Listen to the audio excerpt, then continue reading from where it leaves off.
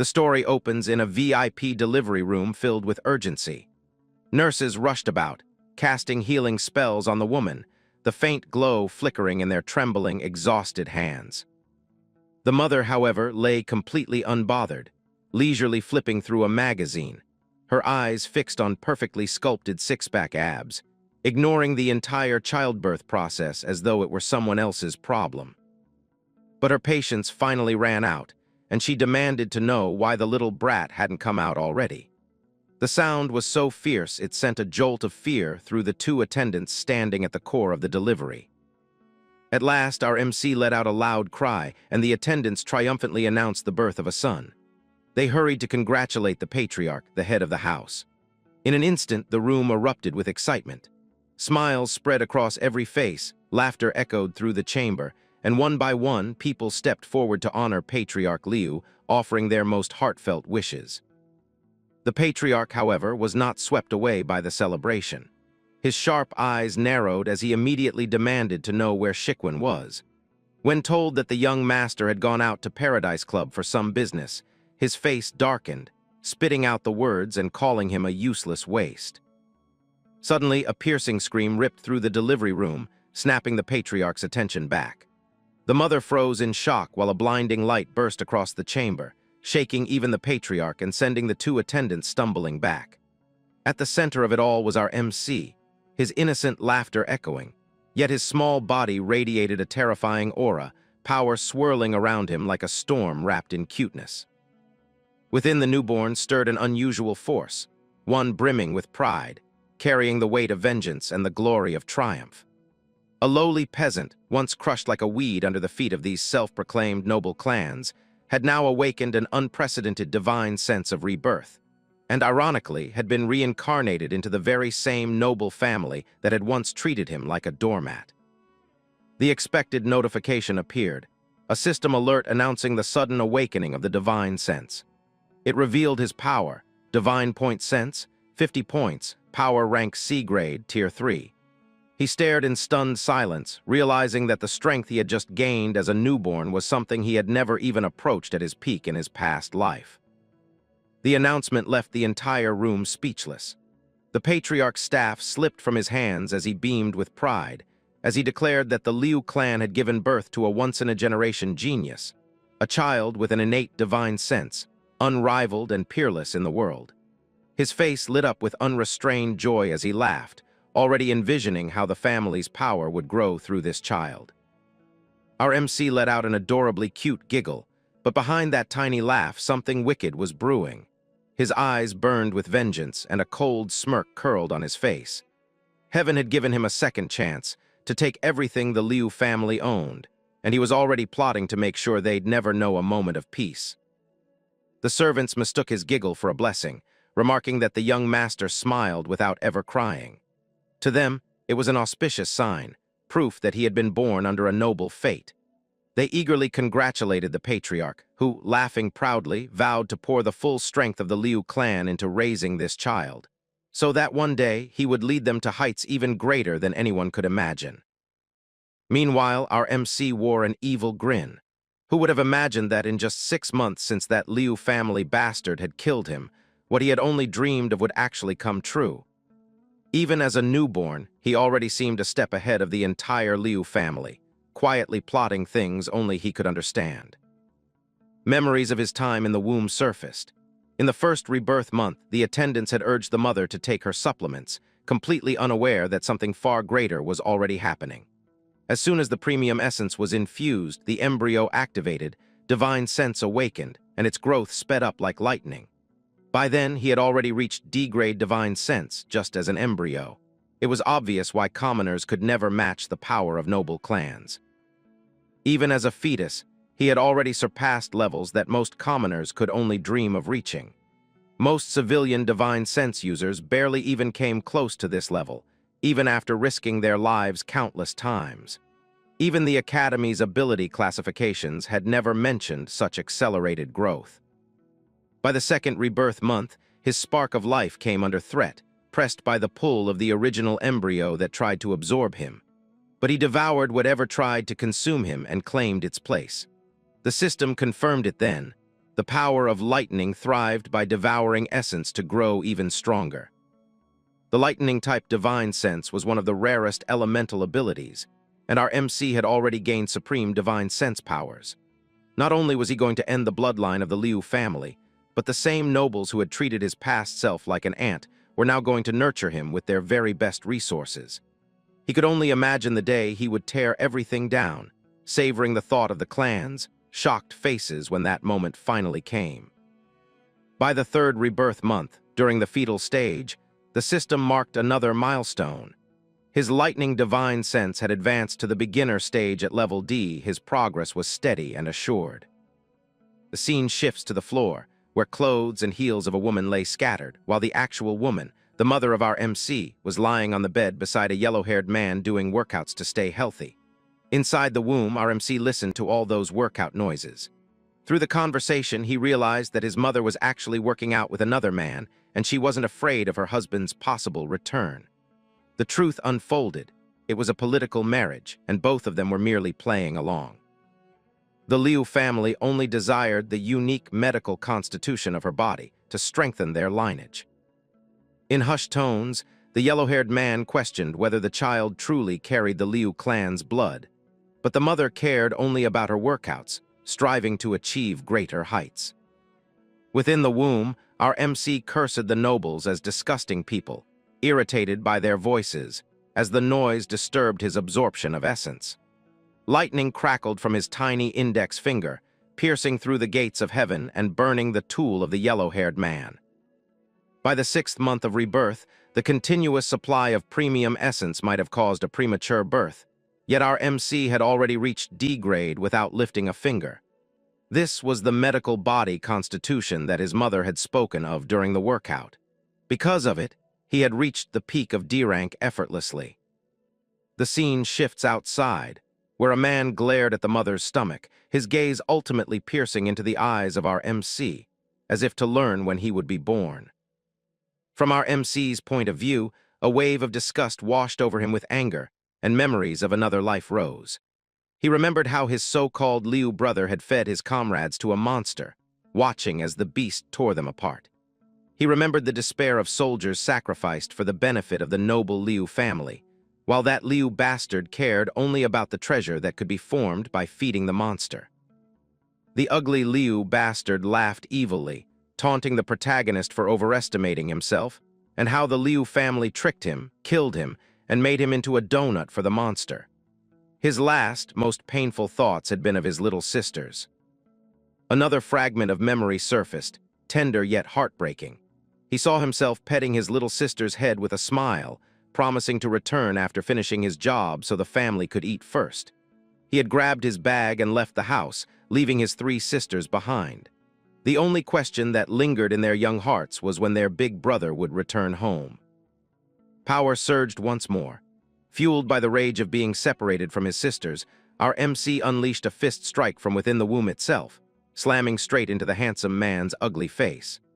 Thus was born the name of this technique, fetal stage, divine sense-style fist training, a rebellion of raw willpower that sent the ugly bastard flying far from the mother, while she writhed in pain as her unborn child continued to punch from within. The air in the room grew suffocating as the patriarch, his expression grim, barked an order for a nurse to examine the fetus. The nurse trembled, then announced in shock that our MC's talent was beyond comprehension, an anomaly among anomalies, developing at a speed far greater than any infant. He was already on the verge of birth. The delivery room erupted into chaos as everyone realized the child was resisting. Panic spread quickly, growing more intense as the birth drew near.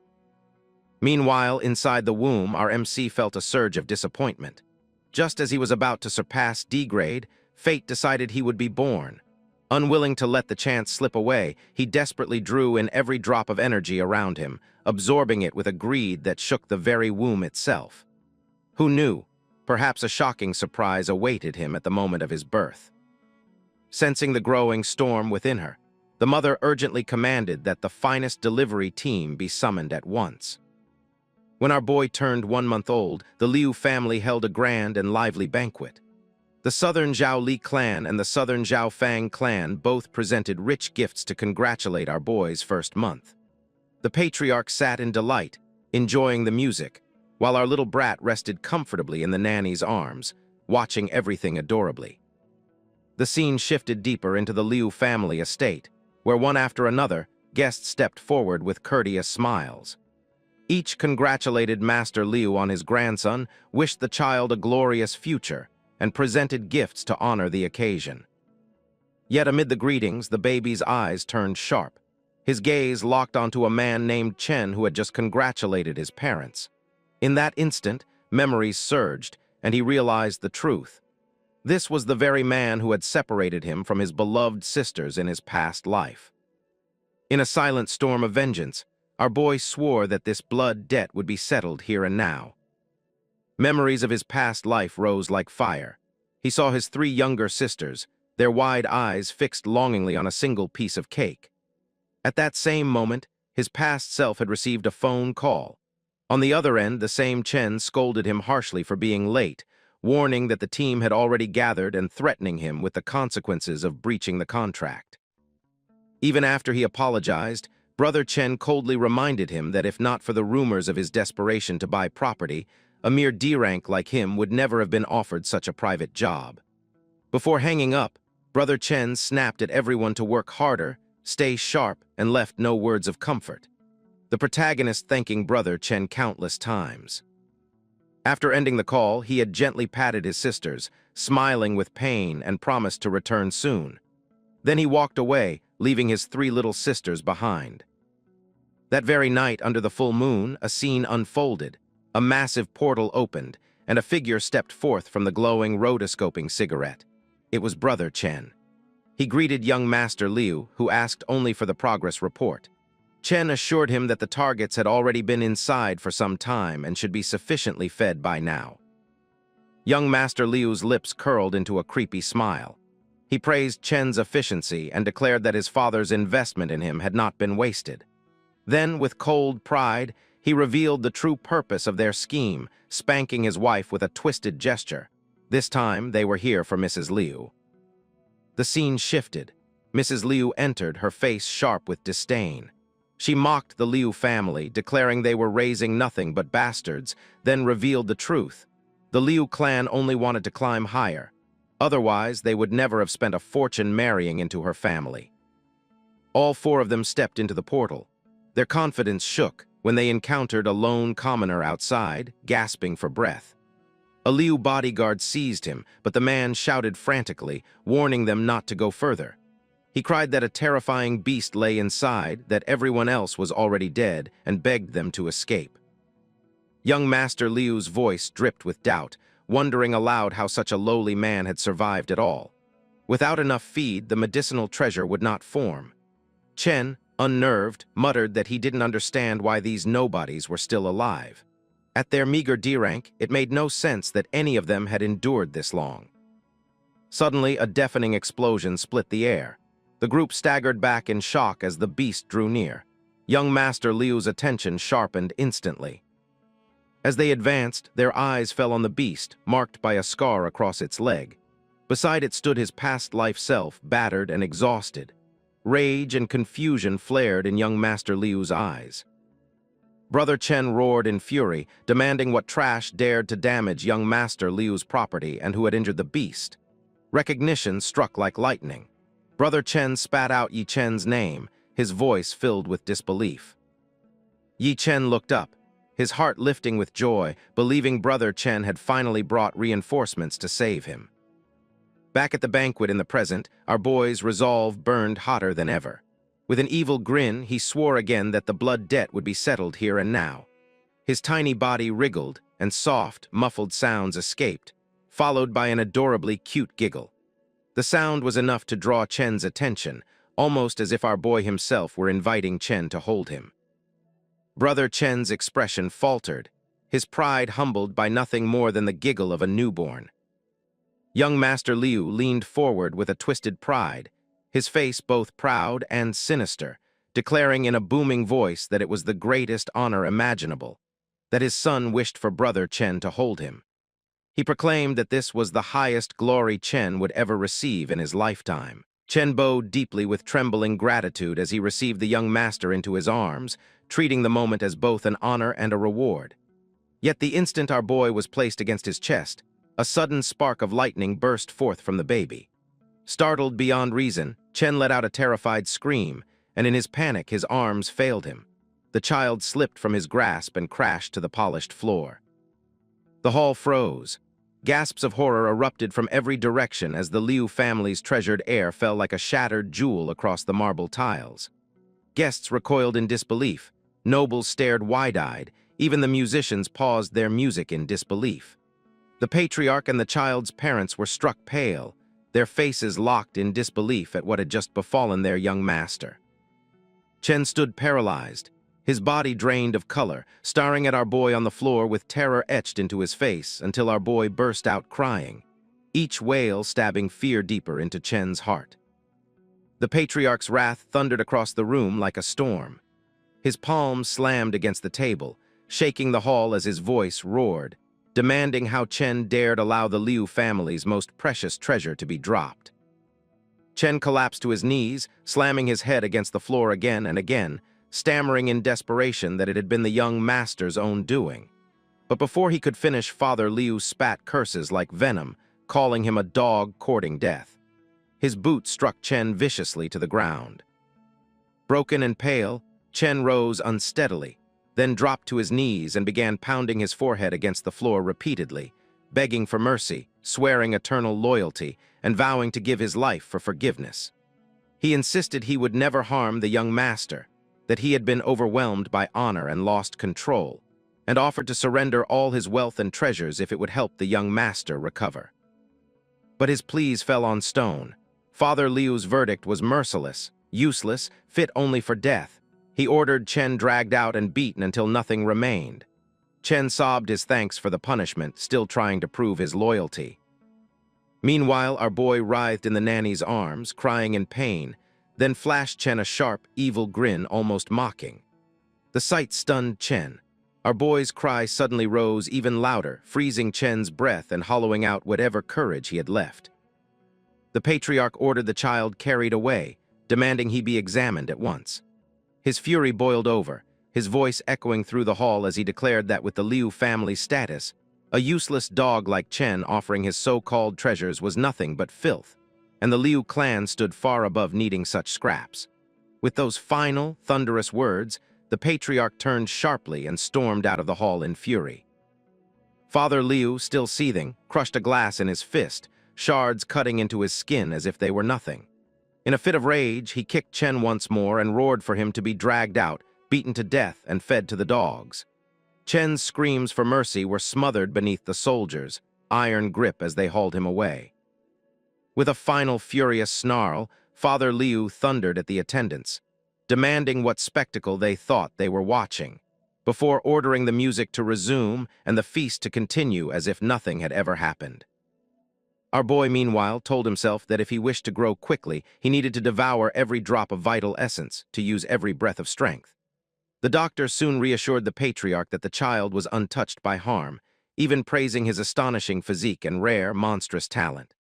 Our boy let out soft giggles and burps, his tiny body wriggling in delight, and at the sight of this, the patriarch's grim face lit up with joy, overwhelmed with pride that the young master was safe. Yet beneath those adorable sounds, our boy's thoughts turned inward. His greatest worry was not his family's pride, but the 3 sisters of his past life, bloodied, broken, and lost. His resolve hardened like steel. He swore to grow strong, so strong he would rise on his own legs. To do that, he needed the highest quality essence he could steal from his mother. With that thought, he turned toward his grandfather, his lips mumbling cutely, his expression clear. He was hungry. The patriarch wasted no time, commanding his daughter-in-law to nurse the child at once, and ordering that she be fed spirit medicine so her strength could endure. The mother's voice trembled with exhaustion. She had already fed our boy earlier, her body drained, yet she was given no mercy, no moment to rest. The patriarch lectured her with ice and thunder, declaring that for the future of the Liu family, for the honor of her clan, she must endure like a beast. Her lips quivered, but she was left speechless, crushed beneath the weight of his decree. Our boy latched on with ravenous hunger, devouring his meal with merciless force. His mother gasped, her body trembling under the relentless pull of his mouth, pain forcing broken cries from her lips. At last, unable to bear it, she whispered hoarsely to her own son, calling him a monster, begging him to slow down. But the grandfather, cold and unmoved, demanded the attendants bring restorative soup and force her to drink more, so she could continue to feed the child's ever-growing appetite. Day and night blurred. She fed him constantly, even as she bathed, even as she tried to go about her daily tasks. Her body and spirit wore down until her patience snapped. At last, crushed by exhaustion and fury, she shouted at our boy, her voice cracking with despair, demanding to know whether she owed him some endless debt from a past life. 3 months had passed since the banquet. Our boy, though still tiny, could crawl so quickly that the caretaker had to chase after him while she looks exhausted and stressed. Despite his age, he had already advanced to Thunder Element Divine Sense, Intermediate Grade C. He compared his progress to his past life. Back then, moving from D-Rank Elementary to Intermediate had taken him an entire year, just to gather enough resources for advancement. During that time, he had to take on endless low-level missions, constantly putting his life at risk and suffering countless injuries. Each level and divine sense breakthrough demanded twice the essence and twice the effort. Yet now, he had reached C-Rank Intermediate in only 3 months, simply by drinking his mother's milk. Our boy crawled into the dining hall where his parents and grandfather were eating. The sight of him sent the Liu household into chaos. The grandfather scolded the servants angrily, demanding to know who had left the young master unsupervised and what would happen if he got hurt. Trembling and pale, the caretaker fell to her knees, insisting that the young master crawled too quickly and she simply couldn't keep up. The father then teased his mother, asking if the child was after milk again. The mother, looking exhausted and terrified, admitted that she needed our boy taken away. For 3 months, he had clung to her day and night without giving her a moment's rest, and she desperately needed a break. Our boy, however, thought only of efficiency. He reminded himself that time could not be wasted. He needed to continue supplementing. Then came the moment that stunned them all. Our boy pulled himself upright. His legs wobbled, his tiny body trembled, but he managed to stand. Shock rippled through the household as eyes widened in disbelief. Just as everyone was still surprised, he suddenly jumped onto his mother's balloon, clinging to her for milk. His mother, meanwhile, grew irritated, only wanting to finish her meal for once in peace. Another maid knelt in shock at the sight of the young master standing on his own. The butler declared that the boy's constitution was extraordinary and his rate of development unmatched. With solemn pride, the grandfather announced that, according to Liu family rules, the time had come to assign the boy a personal death servant now that he could stand. The butler bowed in acceptance and rushed to make the arrangements, while the boy continued to drink from his mother's chest. The scene shifted to an underground prison, where the butler reported to the grandfather about the remaining 2 children. The courtyard echoed with screams. Still clinging to his mother's balloons, our boy noticed as many injured children lay collapsed on the ground. Suddenly, he recognized one of the contestants. His heart jolted. It was one of his sisters from his previous life. Explosions shook the air as our boy unleashed his thunder power on his sister's opponent, knocking her opponent out. As soon as her enemy fell, his sister then hurried to grab the food scattered on the ground and started devouring it.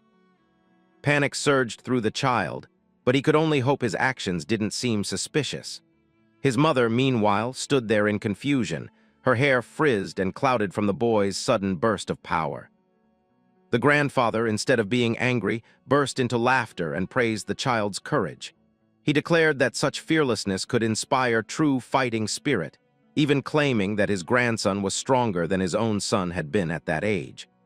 The father, meanwhile, could only click his tongue in irritation. Our boy sighed inwardly.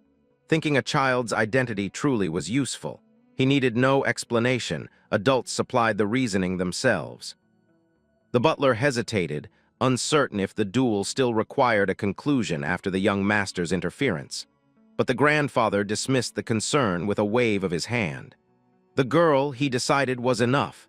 She was to be cleaned up, taught proper etiquette, and presented to the young master as his attendant.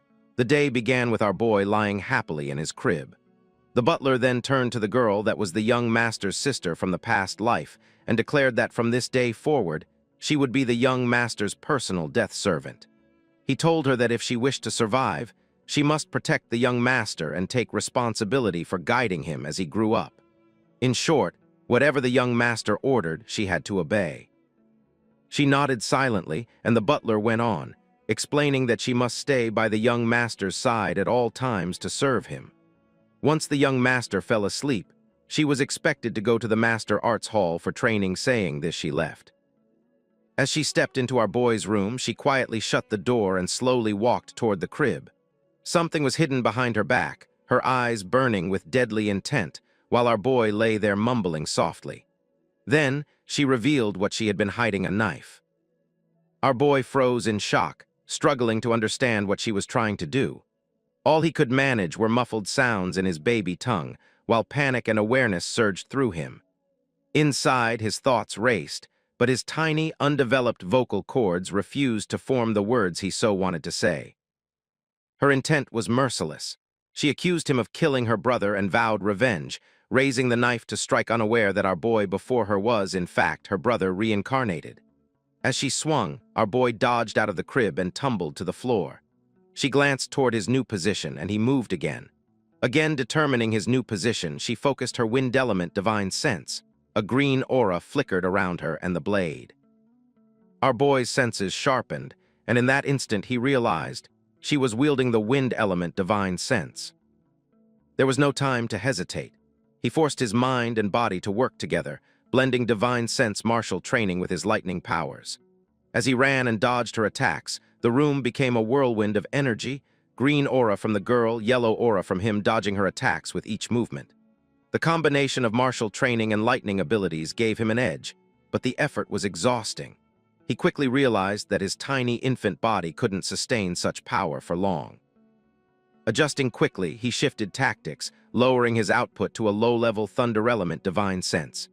He let out a jolt that struck the girl's knees, not lethal but sharp enough to paralyze her advance, causing her to stumble and fall. Holding his breath, he then cut his own finger.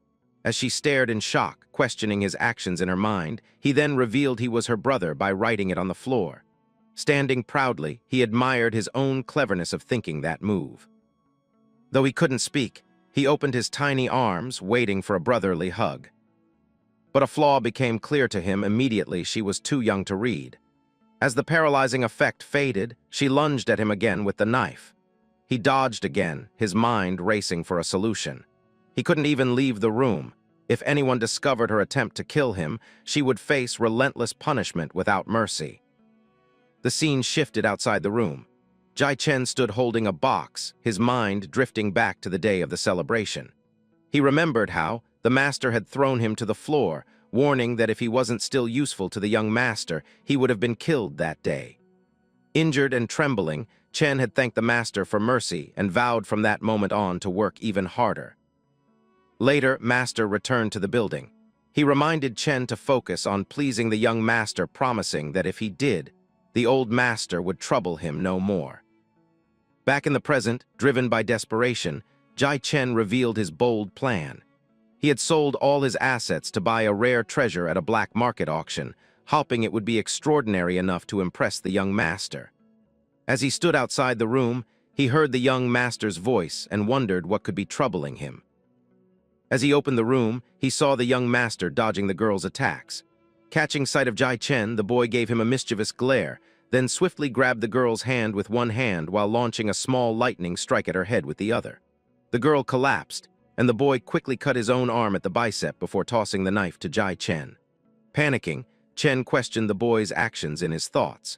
In his fluster, he dropped the black market box he had brought and caught the knife. Seizing the moment, our boy took a deep breath and began crying loudly, sitting beside the unconscious girl. Chen stood frozen, confused and scared, the knife still clutched in his hand. Chaos spread through the Liu residence as the grandfather, father, and butler rushed in at the sound of the child's cries. Alarm filled the grandfather's voice as he demanded to know what was happening. The tension grew heavier when they arrived and saw the girl lying unconscious, our boy wailing, and Chen standing frozen with a knife in his hand. As they drew closer, they saw the child injured, with the knife in Chen's hand dripping with the child's blood. The grandfather's face twisted with fury as he pointed at Chen, shouting that someone had let him in and accusing him of trying to kill his grandson. Terrified and trembling under the accusation, Chen stammered that he had done nothing. The master struck Chen across the face so hard that he collapsed to the floor. His voice thundered as he demanded, if not him, then who? He raged that he had given Chen a chance, only for him to try and harm his son. Staggering back to his feet, Chen hurriedly protested, claiming he had only come to deliver a gift. He insisted it was the girl who had tried to assassinate the young master. According to him, the child had snatched the knife from her, cut himself in the struggle, and then tossed the weapon toward Chen. Our boy, leaning against the girl's body, began to cry even louder. Hearing the wails only made Chen more frightened. Glancing at the old master and the master, his face turned pale. With a trembling voice, he admitted he knew they didn't believe him, but he insisted again that he was telling the truth. The master demanded proof, then struck Chen again with a heavy blow. Desperate, Chen tried to present the gift he claimed to have brought, but it was nowhere to be found. Panicking, he dropped to his knees, frantically searching his pockets as fear overtook him. The old master's fury shifted into a cold amusement as he dismissed Chen's story as a lie. Instead, he praised the girl for protecting the young master. With a wave of his hand, he ordered that she be taken away to rest, and the butler quickly stepped forward to carry out his command. The old master leaned toward his son in private, reminding him of the lessons he had once taught about raising loyal dogs. He scolded him sharply for nearly endangering the family's future hope, then left the matter in his son's hands to resolve. As the old master walked away, Chen remained kneeling on the floor, trembling in fear of what awaited him, while the master glared down at him with burning anger. The master lashed out with a brutal kick, sending Chen flying through the air. Blood sprayed from his face as the master roared that he had given him a chance, yet he still dared to harm the young master. Was he courting death? When Chen, broken and desperate, begged for another chance to explain, the master's fury only deepened. With a cold command, he ordered Chen to be dragged away and thrown to the dogs. Our boy young master let out a quiet sigh of relief as Chen was dragged away. Soon after, the butler approached to tend to the girl, moving to lift her for treatment. In that moment, the young master suddenly remembered the words he had written beneath her. As the butler reached for him to set him aside, the child shook his head desperately, mind racing over what to do next.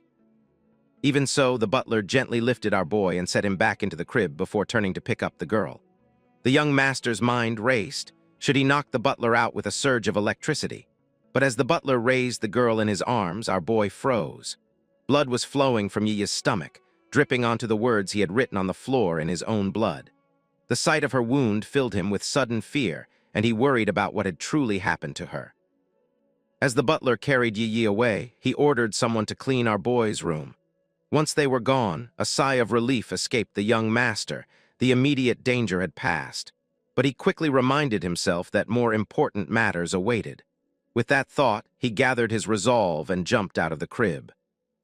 The scene shifted to the massage room, where our boy's mother lay on the table with only a towel draped over her hips. The masseuse poured lotion into his hands and began working across her back. Just then, the faint sounds of slurping and gulping echoed as our boy approached. Hearing him, the mother froze in dread, instantly terrified he would start draining her again. She quickly turned, her voice rising in frustration as she shouted at him, demanding why he had come again and how his appetite could be so endless. Once again, our boy latched onto his mother's balloon even as she was receiving her massage, leaving her in an awkward position. Irritated, she questioned him, asking how long he planned to keep this up. Meanwhile, our boy ignored her complaints, focusing instead on accelerating his growth. He resolved that once he could speak clearly, he would finally explain his situation to Yi when she returned.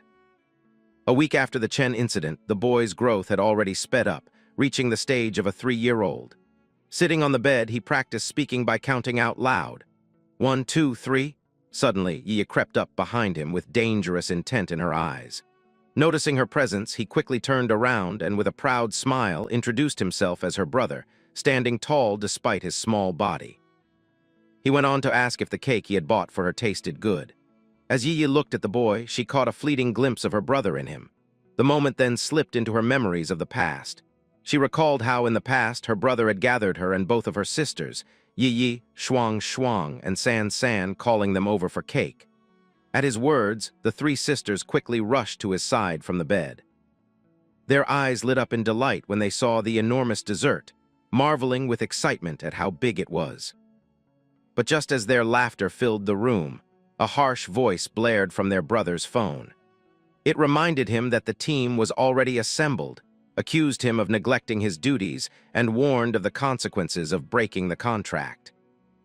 As he walked away, Yi, the eldest sister, told the others not to sneak any bites and to wait for their brother to return so they could eat together. Time passed, and the sisters gazed out the window at the sky. Yi noticed a strange reflection of her brother from his past life that seemed to line up, in a small way, with the boy before her now. Back in the present, recognition hit her and tears welled up in the girl's eyes. Trembling, she began to cry even louder. Our boy quickly placed his hand over her mouth, whispering for her to be quiet. They couldn't let anyone hear. She nodded, muffling her agreement. When he finally removed his hand, she wrapped him in a tight hug, whispering, "Brother, is it really you?" He weakly protested, reminding her that his body was still that of a child, and that he could barely breathe under her embrace. After she let him go, he took a moment to catch his breath. Then, unable to hold back, he started bombarding her with questions, shaking her continuously as he spoke. He wanted to know how she had been captured and brought there, where Shuang and San were, and how she had discovered that the Liu family was behind his death. His words tumbled out so fast that they overlapped, one spilling over the next. Overwhelmed by his shaking, she grew dizzy and begged her brother to stop. Her voice then softened as memories of the past surfaced. Tears filled her eyes once more as she remembered the day he had gone out for what seemed like forever and never returned. In her memory, the room was dim. All three sisters sat with growling stomachs, glancing anxiously toward the window. Questions swirled in their minds. One wondered why their brother hadn't returned yet, while another feared that he had been gone so long that he might not want them anymore. With determination, Yi took charge. She told her sisters to stay home while she went out to the place where he usually took his missions, hopping to find him. But instead, she discovered information about his disappearance. She remembered the fury of a woman confronting Chen, the one who had given the mission. She accused him of luring her husband into danger and demanded to know why he hadn't returned. Was he dead? She demanded answers, her voice trembling with anger. Without a word, Chen kicked her aside. Another voice rose of a man claiming he had seen him enter the otherworld portal with Master Liu. He said that his fiancée and companions had never returned, and in his anger, he urged everyone to beat him to death. While smoking, Chen grew furious. He unleashed his fire ability on the man, who screamed as flames engulfed him, eventually reducing him to ashes. Chen spat out his anger, asking how the man dared spread rumors about Master Liu. Was he tired of living? He went on to insist that the high reward for the mission reflected its great risk.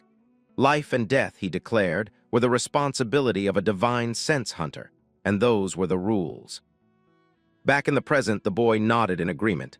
Chen was the one who had deceived them all, he thought, and now he was finally getting what he deserved. He deserved to die. Then his mind turned to his other two sisters. "What about Shuang and San?" he asked. Hearing his question, she began to cry. Seeing her tears, the boy grew anxious and stressed, wondering what had happened to his sisters. Through her tears, Yi explained to the boy that she had planned to return first, to make sure their sisters were safe, before coming to avenge his death from his previous life. But before she could, a demon tide struck the place where they lived.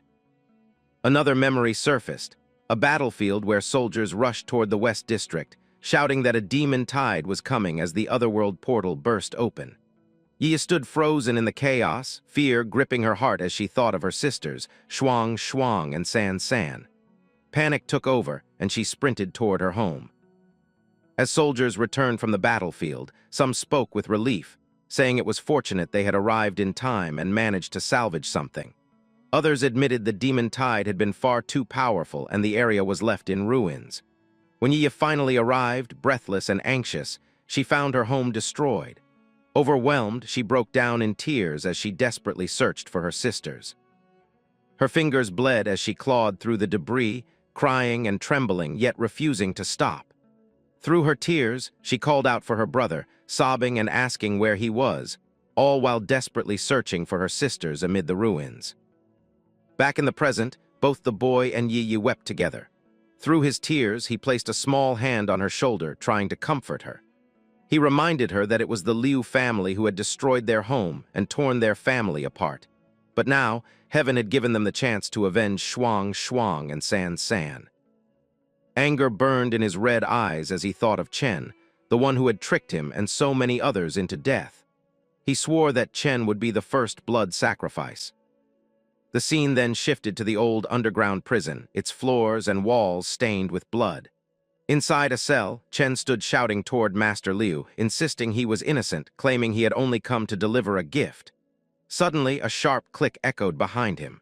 Chen spun around in fear. The door to the demon world had opened, and from the darkness, a demon growled. When the massive demon emerged, Chen was paralyzed with terror. He dropped to his knees, trembling so badly that he lost control and peed himself. As the demon drew closer, drooling with its tongue lolling out, he cried and begged it to stop. A blood-curdling scream tore through the prison as the creature loomed over him. Clenching his fist, the boy told Yi that they would turn the Liu family upside down and send all those arrogant villains straight to hell. Yi nodded firmly, agreeing, and promised she would do anything he asked of her. Then, almost casually, she mentioned she still had a mission. When he asked about it, she suddenly scooped him up, saying her mission was to give him a bath. He looked at her nervously, protesting that it wasn't acceptable. After all, he was her older brother. Yi reminded him that in his present life they were not blood siblings. Besides, she was now his personal maid, responsible for his daily needs, and this too was part of her mission. If she failed to complete it, she explained, she would be punished. With that, she urged him along, carrying him in her arms while he squirmed awkwardly. As she carried him out of the room in her arms, he squirmed restlessly, waving his arms and kicking his legs. Looking frightened, he kept insisting that he didn't want a bath. The scene shifted to the bathroom, where he stood stiffly in the tub while Yi prepared a towel. When she approached and said it was time to take off his clothes, he panicked, insisting he could undress himself. Despite his protests, she helped him anyway, then said, "So this is the legendary boy's little thing," while looking at his pencil. Blushing furiously, he flailed and shouted for her not to look, covering himself with his hands. Yi only chuckled at his overreaction, finding his embarrassed, childlike behavior unexpectedly funny. He pouted, red-faced, insisting again that he was her brother while hiding his pencil. Yi reminded him that since she was older and stronger than him now, it was her turn to look after him just as he had once cared for them in the past. Flustered, the boy quickly turned away as she started undressing, covering his eyes and demanding to know what she was doing. The scene shifted to the bathtub, where he sat awkwardly in a small green tub while Yi gently washed him. Her voice softened as she spoke. "Brother, outside these walls people struggle desperately just for a little food. For them, taking a bath is something they could never even dream of. Yet nobles bathe every day, feast on rich meals, and even throw leftovers to the dogs when they cannot finish. Why is it like that?" The boy clenched his teeth, saying fairness will be fought by their own hands. Suddenly, his eyes widened awkwardly, as if silently questioning what Yi was doing. When she moved on to scrub his pencil more thoroughly, he burst out crying in embarrassment, insisting he could wash himself. But Yi shook her head and firmly refused, saying this was part of her responsibility and she had been specifically instructed to take care of him properly. Back in the room, Yi folded his freshly washed clothes while he lay beside her, looking pale and on the verge of tears. To him, the whole thing felt humiliating. He was clearly her older brother, yet she had just seen him naked like a little child. Burning with shame, he turned away in anger when she questioned what happened. Noticing this, Yi's hands trembled. Her voice wavered, almost in tears, as she told him he was being mean to her, and that he had never treated her like this before. Hearing her words, he sighed, then turned back, stood up, and gently patted her head, claiming that he is not angry anymore and that he had something to ask her. Yi quickly nodded, telling him to ask her anything. He looked at her seriously and asked if she had awakened wind element divine sense abilities.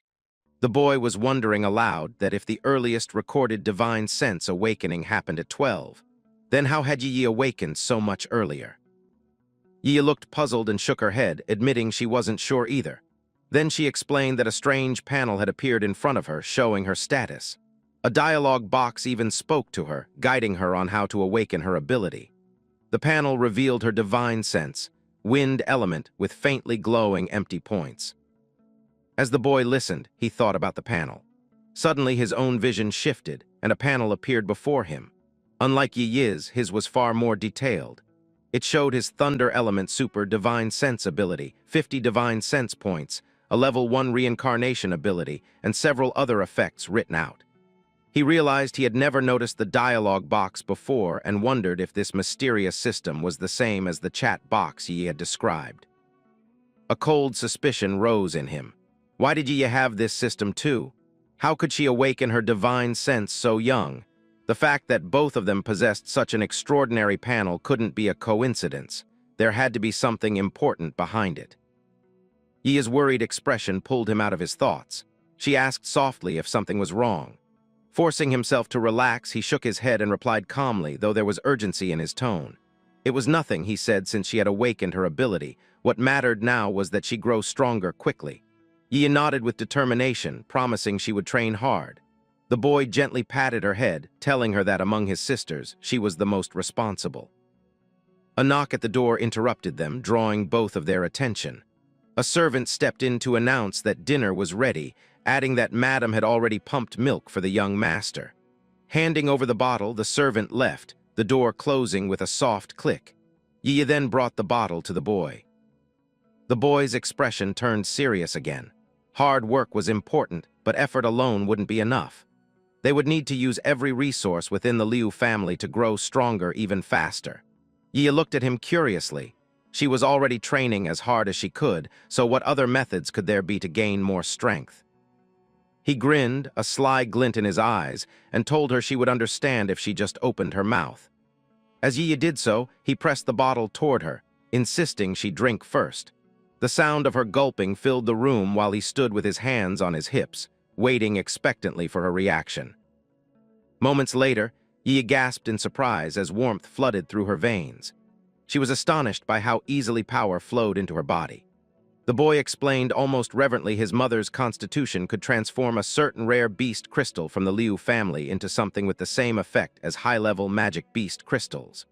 What Yi had just consumed was so rare that even a rank subjugation squad struggled to obtain it, something they could never afford in a lifetime of battle. Yet his mother could produce them continuously, like an essence-producing cow, making her seem less like a gentle matron and more like some dark mage. Yet such knowledge was never taught at the Divine Sense Academy. In his mind, he pictured redacted textbooks and hidden family crests. Clenching his fists, he voiced his suspicion. The noble families and the highest rulers were deliberately hiding many truths from the public, feeding only fragments of information so that the masses would fight and die on their behalf. His eyes blazed with determination. These secrets had to be uncovered. Moved by his intensity, Yi pushed the bottle back toward him, urging him to drink as well. But he only pushed it back, insisting the essence was meant for her. She needed to reach her divine sense limit first. With that, he hopped down from the bed, announcing he was going to eat too, while Yi quietly continued drinking behind him. The scene shifted to his mother, who was trying to bathe when he sticked sucking on her balloon, making noisy slurping sounds. Her patience finally snapped, her legs trembled as she raged in fury, demanding to know how he could still be hungry after she had already pumped so much, and how it was all gone so quickly. Servants scrambled in panic. Orders flew through the halls to prepare medicinal meals for Madam, the price of her as the young master is hungry again. At last, the mood shifted one final time. Lightning flared within the boy's mind as he declared in his heart that his revenge began here. Together, he and Yi would overturn heaven's order, tear the Liu family apart, and turn the entire world upside down. Night covered the young master's chamber, shadows stretching across the walls. He crawled on the floor, searching for the gift Chen had brought. Spotting a box under the table, he smiled. Finally, he had found it. Holding it in his hands, he thought to himself that Chen must have given everything he had to save his own life. The Liu family wouldn't value something ordinary, so what could be inside this box? He opened the box, and a flickering light spilled out. Inside, he found a dark, glassy crystal that shimmered faintly in the candlelight. It looked like a magic beast crystal, but he thought, why was it black? Before he could think any further, a dialogue box appeared from the panel above the crystal, and a strange voice echoed from within. It announced that a rare skill crystal had been detected, and absorbing it would grant the thunder element skill, Lightning Spear. His eyes widened. The idea of a skill crystal seemed impossible. He had always thought skills had to be trained and honed through cultivation, so how could they just be absorbed? The dialogue box spoke again. It explained that among various beast races, some evolved species possess special divine abilities. By hunting these beasts, there was a tiny chance of obtaining a skill crystal. An image appeared, showing many beasts attacking a single special beast. The voice continued. After absorbing a crystal, it strengthens the energy circuits of the corresponding skill, allowing skills that normally take years of cultivation to be learned instantly. The young master could hardly believe such a thing could exist. Even more startling was the realization that the voice seemed to respond to his thoughts. The system explained that it resided within his consciousness, which made sensing his mind completely natural. He glared at the dialogue box, warning it not to fool him. He recalled his past life before the apocalypse. He was a high schooler who spent his days devouring web novels and playing mobile games. In those stories, systems always showered their hosts with quests and rewards, letting them increase power, crush rivals, and even overturn fate. He imagined his old self, glued to his phone, immersed in games and novels. Yet here he was, facing a system that revealed nothing but his realm level and divine sense. Frustration boiled over, and he pointed a finger at the dialogue box and said all it does is show his realm and divine sense level. This system is useless. The system's tone sharpened. It reminded him that without its guidance, he would never have realized that his ability was reincarnation and he would already be dead. It accused him silently, noting that he was not only ungrateful but even dared to question it. He shifted uneasily, wondering aloud about the system's connection to Yi's system. The system hesitated, flustered, and quickly denied any link, and was even surprised when another system was mentioned. Its tone then hardened, commanding him to stop wasting time and to seize the chance to grow stronger, to prepare for revenge. The boy nodded in agreement. Waving his hand, he dismissed the panel and told himself that he must take every opportunity to strengthen his abilities. He raised the black crystal to his chest, folded his legs, and took a deep breath. As he began absorbing its energy, he could feel it channeling through his body. As he absorbed the crystal's energy, he stood and raised a hand. Power surged through him, sparks sizzled, and arcs of lightning crawled up his arm as he called forth the lightning spear. The energy condensed in his hand, forming a spear of crackling lightning. He realized that a divine sense skill, which normally took 10 years of cultivation, had been mastered in an instant. As he readied the lightning spear to throw, he felt the raw lightning power condensed into the weapon, and that it could be used for close combat or hurled as a projectile. He wondered just how powerful it truly was. Testing it, he thrust outward and threw it. A thunderous bolt tore from wall of his chamber, exploding into the night sky with a deafening bang sound. Hearing the thunderous noise, the old master, the butler, his mother, and Yi came running. The master, clad only in SpongeBob shorts, grumbled about the late-night commotion, complaining that he couldn't even exercise in peace. When they arrived, they saw the young master sitting there, looking tired, with sparks still flickering around him. The master asked who had caused the commotion. The butler explained that while supervising the death servants' training, he had witnessed a lightning strike erupt from the young master's room, and the young master had been the only one inside. The patriarch, the old grandfather, threw his head back in booming laughter as he scooped up the boy. He expressed his pride, marveling that his grandson was not only born with divine sense, but had also mastered divine sense skills in such a short time. Then, muttering a crude compliment, He likened the young master's mother's strong constitution to that of a dairy cow that helped him grow strong. The master was still angry about the boy causing chaos in the middle of the night, only to be scolded by the old grandfather. The patriarch reminded him that his son had exceptional talent. Shouldn't he be proud instead of complaining? What kind of father complains at such a moment? Hearing this, the master in his SpongeBob shorts felt a pang of insecurity, while the old grandfather and the boy laughed together in his arms. The patriarch silenced everyone with his commanding presence. He announced that his genius grandson would take part in the family's annual Otherworld hunting festival ahead of schedule.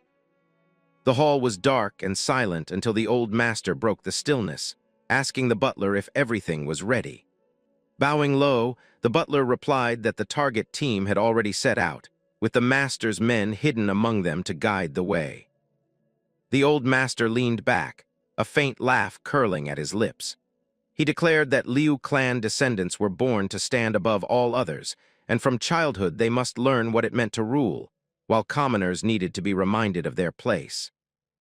Behind him, the young protagonist clutched one of his mother's balloons while sipping essence from another. Yi's gaze, along with everyone else's, shifted toward the old master. The boy froze mid-drink, his mind darkening. What exactly is the Liu family plotting? He thought, cursing them in silence. The old master walked to the center of the chamber, where a gate was set into the floor.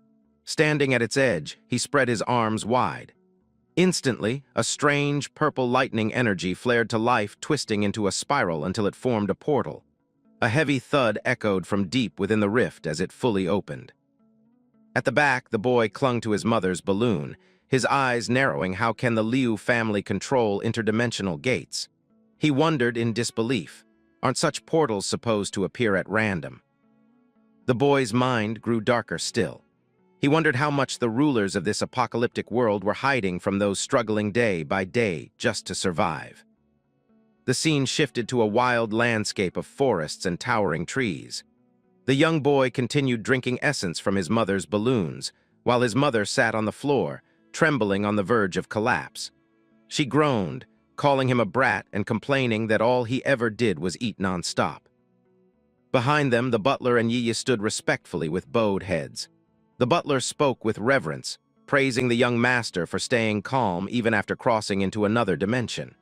To him, this composure was proof of extraordinary talent and the true bearing of someone destined for strength. The master raised his hand and pointed into the distance, warning that the squads were drawing near. Suddenly, a thunderous boom echoed and smoke billowed up from between two mountains. The scene shifted to the source of the smoke. Fighters battled a massive python king and its swarm of smaller pythons. Screams rang out as a severed arm and leg tumbled from the creature's jaws, blood dripping down its fangs. A blade clashed against the serpent's armored hide, but it slid off with a shrill metallic screech, leaving not even a scratch. At the front, the squad captain stood firm, summoning his power to form a shield that barely held back the creature. His face twisted in frustration. Why is there a C-rank one-horned python and even a B-rank python king in a C-rank portal? He thought. These monsters shouldn't even exist there in a portal of this supposed level. Amid the chaos, both the boy and Yi froze in shock. Their eyes widened as recognition struck one of the fighters was Shuang Shuang. Against all odds, their sister was still alive. A python lunged at her, fangs bared. With a desperate cry, Shuang Shuang braced herself, using every ounce of strength she held both parts of the jaw. Her arms trembled violently as the serpent thrashed, but she refused to let go. Summoning her last reserves of will, she forced the jaws wider and wider until, with a final surge, she tore the python apart. At the front, cracks began to spread across the captain's shield under the relentless strikes of the pythons. Gritting his teeth, he barked an order. Everyone was to fight while retreating, falling back step by step to avoid being overwhelmed. But then danger struck from above. A blurred figure dropped behind the captain, its intent clear: murder. Shuang Shuang cried out to warn him, but it was too late. The captain reacted instantly, summoning another shield behind him just as a devastating punch crashed down. The barrier shattered on impact, and the blow sent him staggering back, blood spilling from a deep wound. Still, through sheer grit, He held his forward shield firm, keeping the python's fangs at bay only for a few more time. One of his men roared in fury, purple energy surging around his arm as he charged the murderer. But the murderer turned with terrifying speed, shifting his focus. In a blur, his bare hand sliced clean through the man's arm, then drove straight through his chest, leaving a gaping hole where his heart had been. One fighter, trembling, murmured in disbelief. He had seen this man before. Recognition chilled him to the bone. Kui Xiaorong, the human butcher, a monster long thought executed, standing here alive. Kui grinned, blood-stained across his face, laughter echoing through the battlefield. Without a shred of remorse, he lifted the corpse of the man he had just slain and hurled it straight into the waiting jaws of a python. For the protagonist, the sight tore open an old wound. Qiuqing was the man who had severely injured him in his past life, leaving him helpless so the Liu family's master could strike the final, fatal blow. Memories surged like a storm. He saw it all again, a battlefield where Qiuqing hurled a man into a monster's gaping maw, the creature glowing ominously as if on the verge of awakening. Nearby stood the Liu family's master with his wife, watching with cold detachment. Then came the order Qiuqing was to feed the protagonist to the beast as well. At that command, Qiuqing had lunged at him, blows exchanged. Now again in the present, he thought of Kui Xiaorong's personality, and that he was a murderous demon who had delighted in butchering divine awakeners and ordinary people alike. A mid-tier B-rank powerhouse, once condemned to death, he had in truth been sheltered by the Liu clan and kept as their hidden blade. Far from the battlefield, the boy sat tense, his mind racing with how to save Shuang. His chest tightened as he realized every move he made was under watchful eyes. Beside him, Yi's anger boiled over, her fists clenched so tight they trembled. He knew she wouldn't be able to hold her patience much longer. But how could he possibly save Shuang with so many eyes on them, he thought. He was racking his brain for a way to save Shuang in front of everyone when an idea struck him. Our boy began sucking on his mother's breast with unusual force. Annoyed and frustrated, she scolded him for eating again instead of watching the ongoing battle. But as he sucked too vigorously, he grew dizzy, essence filled his mouth as looked like he was gonna puke. Sensing something was wrong, his mother, seeing his dizzy face, asked what he was doing. Just then he suddenly spit up all over her chest. Startled and disgusted, she cried out, and in her panic, she frustratingly tossed him into the air. Seeing what happened, the old grandfather's eyes darkened with a dangerous glare at the scene. Just then, Yi leapt forward, catching the boy in midair before landing safely. She bent close, worry written across her face, and asked if he was all right. The boy quickly hushed her, whispering that when chaos broke out, she should listen for his signal, and that would be the moment to rescue Shuang. The tension exploded in an instant. The master's hand cracked across the boy's mother's face with a sharp slap, his voice rising with accusations of carelessness. Stunned, she pressed a hand to her cheek, then snapped back furiously that even her parents had never struck her. Then how dare he hit her? Rage overtook her, and she lunged at him, one hand transforming into an ice blade. She shouted that she had not married into this family just to be beaten, calling him a skinny dog. The master blocked her charge by summoning earth spikes to block her attack, declaring coldly that she needed to be taught a lesson. From behind, the boy and Yi watched the scene unfold in tense silence, waiting for the right moment. Before the clash could escalate, the old master stepped in, using his power to stop them from colliding. Power flared around him, a red aura radiating authority as he forced both to stop. His voice rang out, reminding his daughter-in-law, saying that it was normal for a newborn to spit up, and that as parents they must put the child first instead of letting tempers run wild. His words carried weight as he reminded them that they bore the responsibility for the honor of both families, and therefore they must learn to restrain themselves and control their temper. The domestic storm finally calmed. The boy's mother lowered her weapon, and both parents bowed their heads in uneasy silence. Behind them, the boy and Yi watched as the conflict settled. Yi leaned closer, asking what they should do next. The boy, having noticed movement behind the trees, whispered not to worry and that someone is coming. Following his gaze, Yi spotted it too. Moments later, the butler stepped forward, informing the master of strange movements in the bushes. Everyone's attention turned just as three goblins emerged. Seeing the group, The goblins shrieked loudly, like notifying his horde. The master reacted instantly. Earth spikes shot up from the ground, piercing and killing the three creatures. The butler quickly identified them as scout goblins, but confusion spread as the master asked that how had they appeared here? Wasn't the area already cleared? The old master sneered at his son, mocking him for neglecting study and spending his time at bars causing trouble. Then, with pointed authority, he explained that a nursing mother's milk carried an essence even more potent than pure high-grade essence. As the mother's body faintly glowed with that energy, the boy protagonist quietly explained to Yi that such essence had a fatal pull on demon beasts and would inevitably draw the high-level ones to them. A goblin horde emerged, led by an elite goblin at peak B level. The creature roared and launched its attack. The old master's expression hardened as he ordered the master and the others to handle the threat. At once, the butler, the master, and his wife unleashed their powers to hold the horde back. Seizing the opportunity, the boy gave Yi a quick signal that the time has come as he whispered, "Let's go." The moment she caught his signal, Yi scooped the boy into her arms and hurried backward toward the cliff's edge. His eyes widened in fear as she suddenly leapt into the open air, the ground vanishing beneath them. For a heartbeat, the boy panicked, not understanding why she had jumped from such a height. Then Yi's eyes flashed with blue light. She used her power as she lifted him into the sky flying.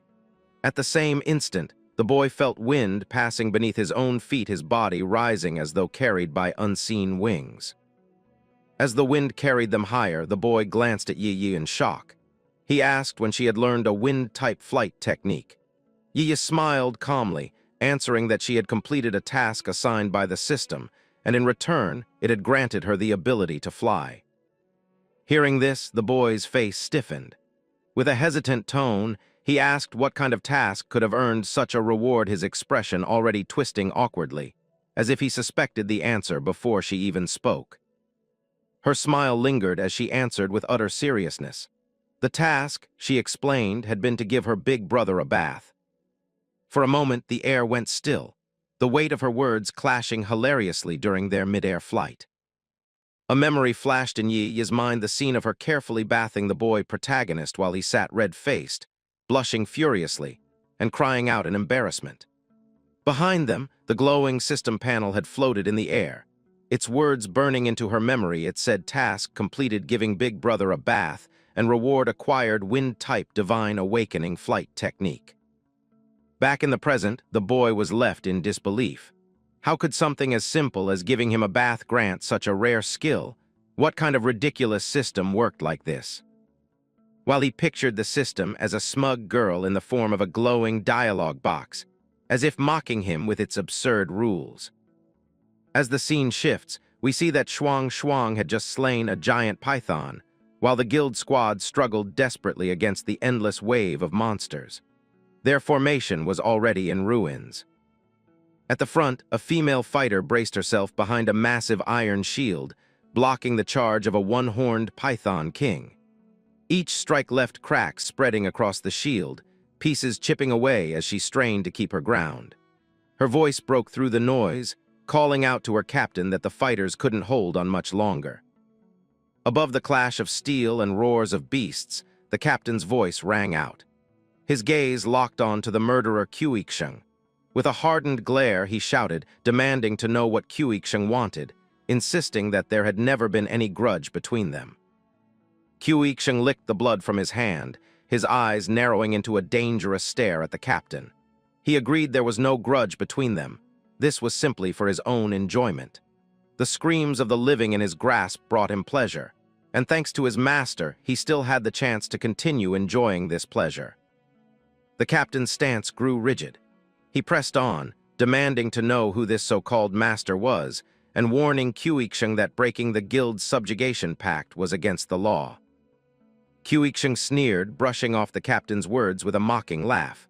Laws, he said, were only chains for lowly commoners. Before the captain could respond, Qiuqisheng dashed and vanished from sight, reappearing behind a female fighter. His metal claw drove straight through her stomach, blood spraying as her scream broke the chaos. Gasping, she called out for her captain to save her.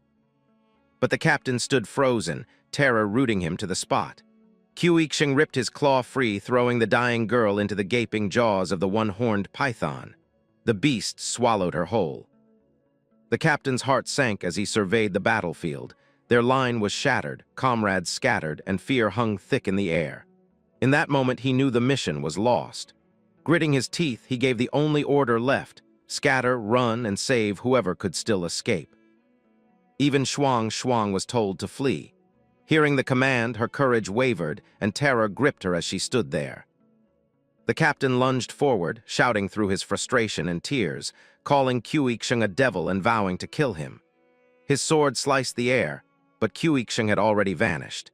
In a blink, the monster reappeared beside another guild member and with brutal speed used his metal claw holding the member's head, killing him. Shuang, ignoring the captain's order to flee, flung a stone at Qiuqing and screamed that he was a monster and to die. The pebble bounced off his shoulder and only ripping the fabric, doing nothing else. Qiuqing still held the man's head in one hand. When he dropped it, blood sprayed from his claw. He laughed, delighted, and taunted the girl. Pity, he said, that someone awakened so young had to meet him. Proceeded on saying now they would all die. Qiuqing lunged at Shuang, claws outstretched. A sharp metallic ting rang out as shards of a broken sword scattered through the air. In the next instant, Shuang's eyes widened. It was the squad captain. He had stepped in front of her, Qiuqing's claw driven straight through his stomach. With that final act, he saved her from the killing blow. But just as he had done to the others, Qiuqing hurled the captain's body into the gaping jaws of the Python King.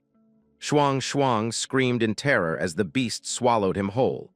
Moments later, bloodied limbs slipped from its mouth and hit the ground with a sickening thud.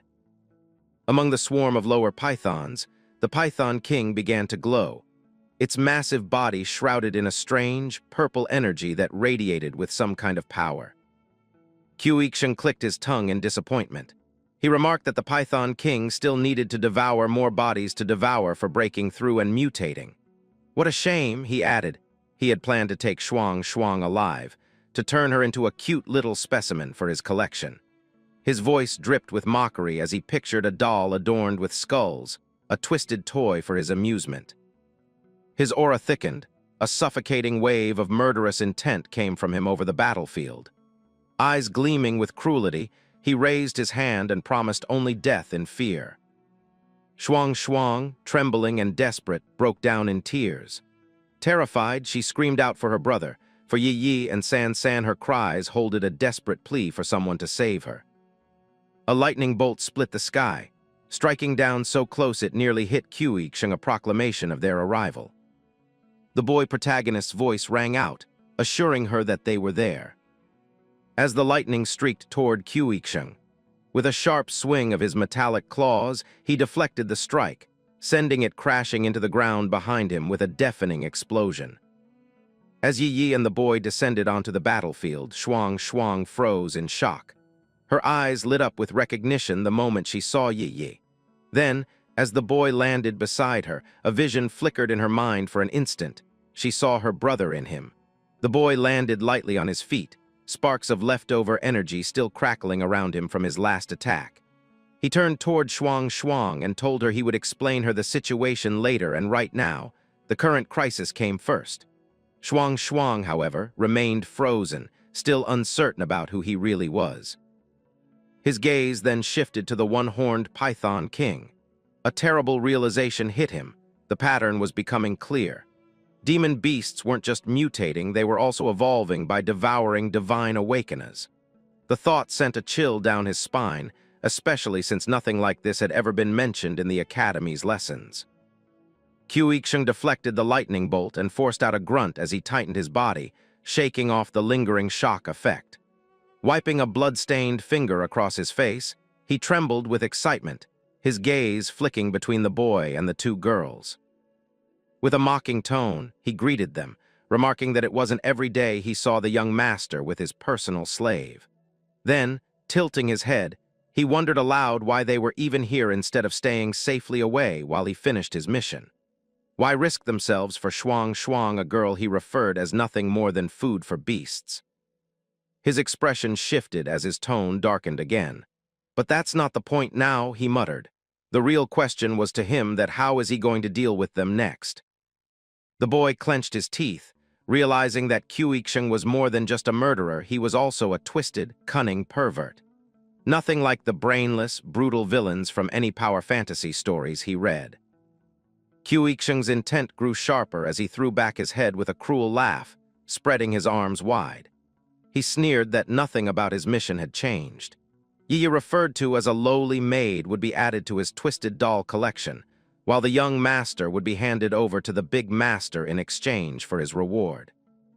Suddenly, every metallic weapon scattered across the battlefield began to rise into the air, wrapped in a sinister red aura. One by one, they shot toward Qiuqing, merging into his body.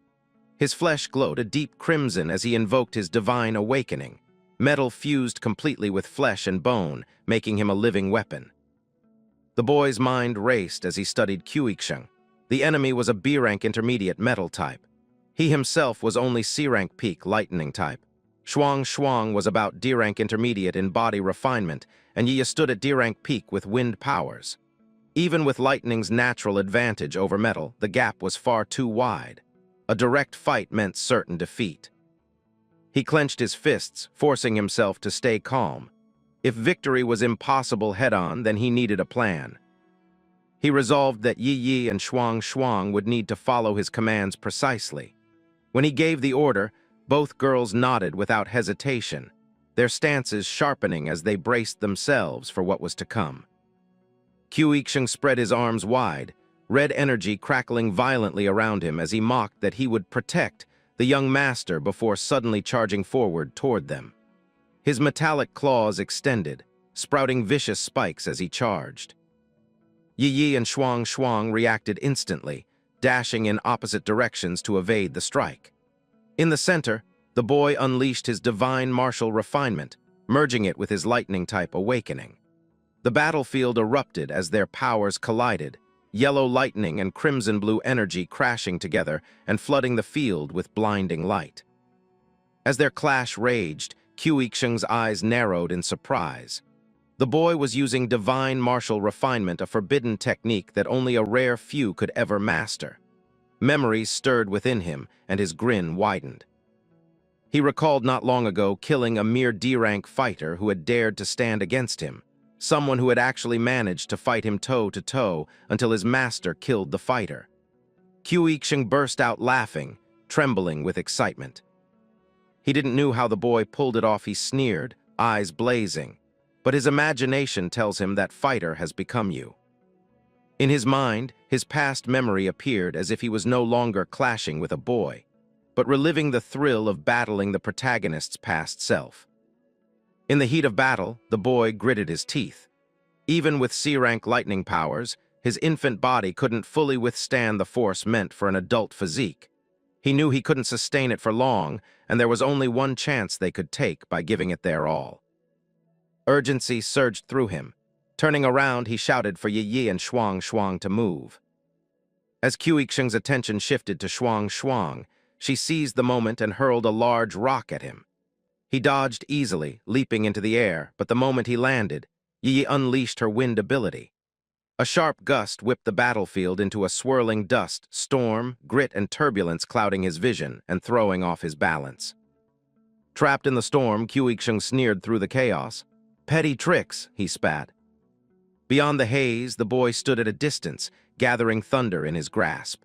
Sparks danced wildly over his body as a spear of lightning at his full power began to coalesce, every nerve in his body screaming from the strain. With a roar, he hurled it, divine martial refinement fused into a full-power throw. The spear ripped through the dust storm at lethal speed, tearing a clear path toward its target. Qiuqing's eyes widened as he realized too late. "Cunning brat," he growled. Even so, Qiuqing narrowly dodged the lightning spear.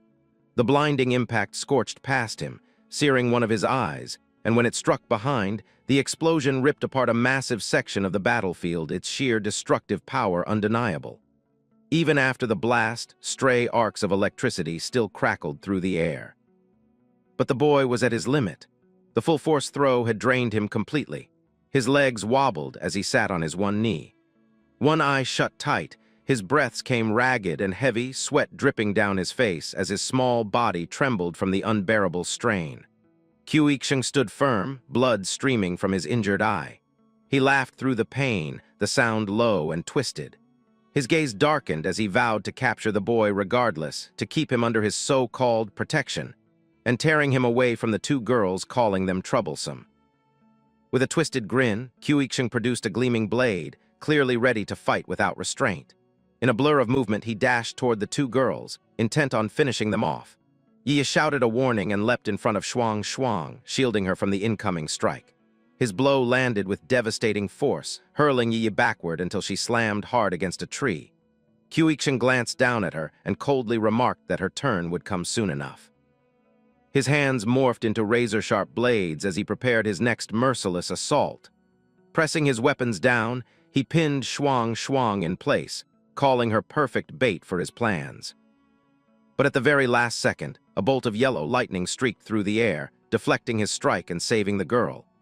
Snarling, Qiu Yixing whirled and lunged at their companion instead, extending a dagger-like finger to impale him. The weapon plunged into the boy's back, wounding him badly, and Qiu Yixing hurled him aside while Shuang watched in despair. She broke free, seized her injured brother, and tried to flee. Clenching his fist, Qiu Yixing jeered, demanding to know why the boy was in such a rush to meet death. Cradled in his sister's arms, the boy replied through pain that it was actually Qiu Yixing who was about to fall. Blood trickled from Qiu Yixing's eye as rage twisted his face at the child's nerve. Suddenly, a thunderous voice echoed overhead. The patriarch appeared in the sky, calling him an ungrateful mutt for daring to attack his master, eyes blazing with fury. In that instant, Qiu Yixing realized the boy's earlier dazzling strike had been a signal to draw the family's attention. The boy only smiled, confirming the trap he had set. Moments earlier, the family had been racing to the scene. The butler reported that the young master had vanished, and the father grumbled that their son was now able to walk and run, and had chosen the worst possible moment to disappear. The butler added that the servant girl assigned to care for him was missing as well. Enraged, the patriarch ordered his men to search at once. Then they saw the trail of light from the boy's attack and knew where to go. Harnessing his lightning power, the patriarch flew at full speed toward the signal. Arriving at the battlefield, he instantly grasped the situation, and panic flickered in Qiu Yixing's eyes. Desperate, Qiu Yixing decided his only chance was to seize the boy as a hostage. He charged the siblings at full tilt, but Shuang swung out a staff, planting herself in his path. Channeling her strength, she unleashed a powerful strike that caught him completely off guard. Staggered by the blow, he glared at her in pure rage. At that moment, the boy's father appeared, livid, and denounced Qiu Yixing as useless for his repeated failures. He attacked while Qiu Yixing tried to flee, shouting that none of it was his fault. But his escape was cut off by one of the area's giant beasts, leaving him cornered with nowhere to run. The creature struck without mercy, giving him no chance to survive. As the dust settled, the serpent began to change, its form evolving into a mighty golden creature. The butler rushed to the children's side, assuring them that the boy was alive despite his injury. The patriarch praised the girls and announced that the serpent was now ready for them to harvest its rare treasure, which would be used to strengthen the boy. In that instant, the boy realized the truth. The noble families were using civilians to feed and evolve these beasts, and after each metamorphosis, they gained new powers. This knowledge had been hidden from commoners at the academy, controlled by aristocratic families who despised the lower classes. With that revelation burning in his mind, the patriarch and his son braced to confront the newly emerged golden creature. Their clash unleashed a massive explosion of crimson energy that tore through the entire forest.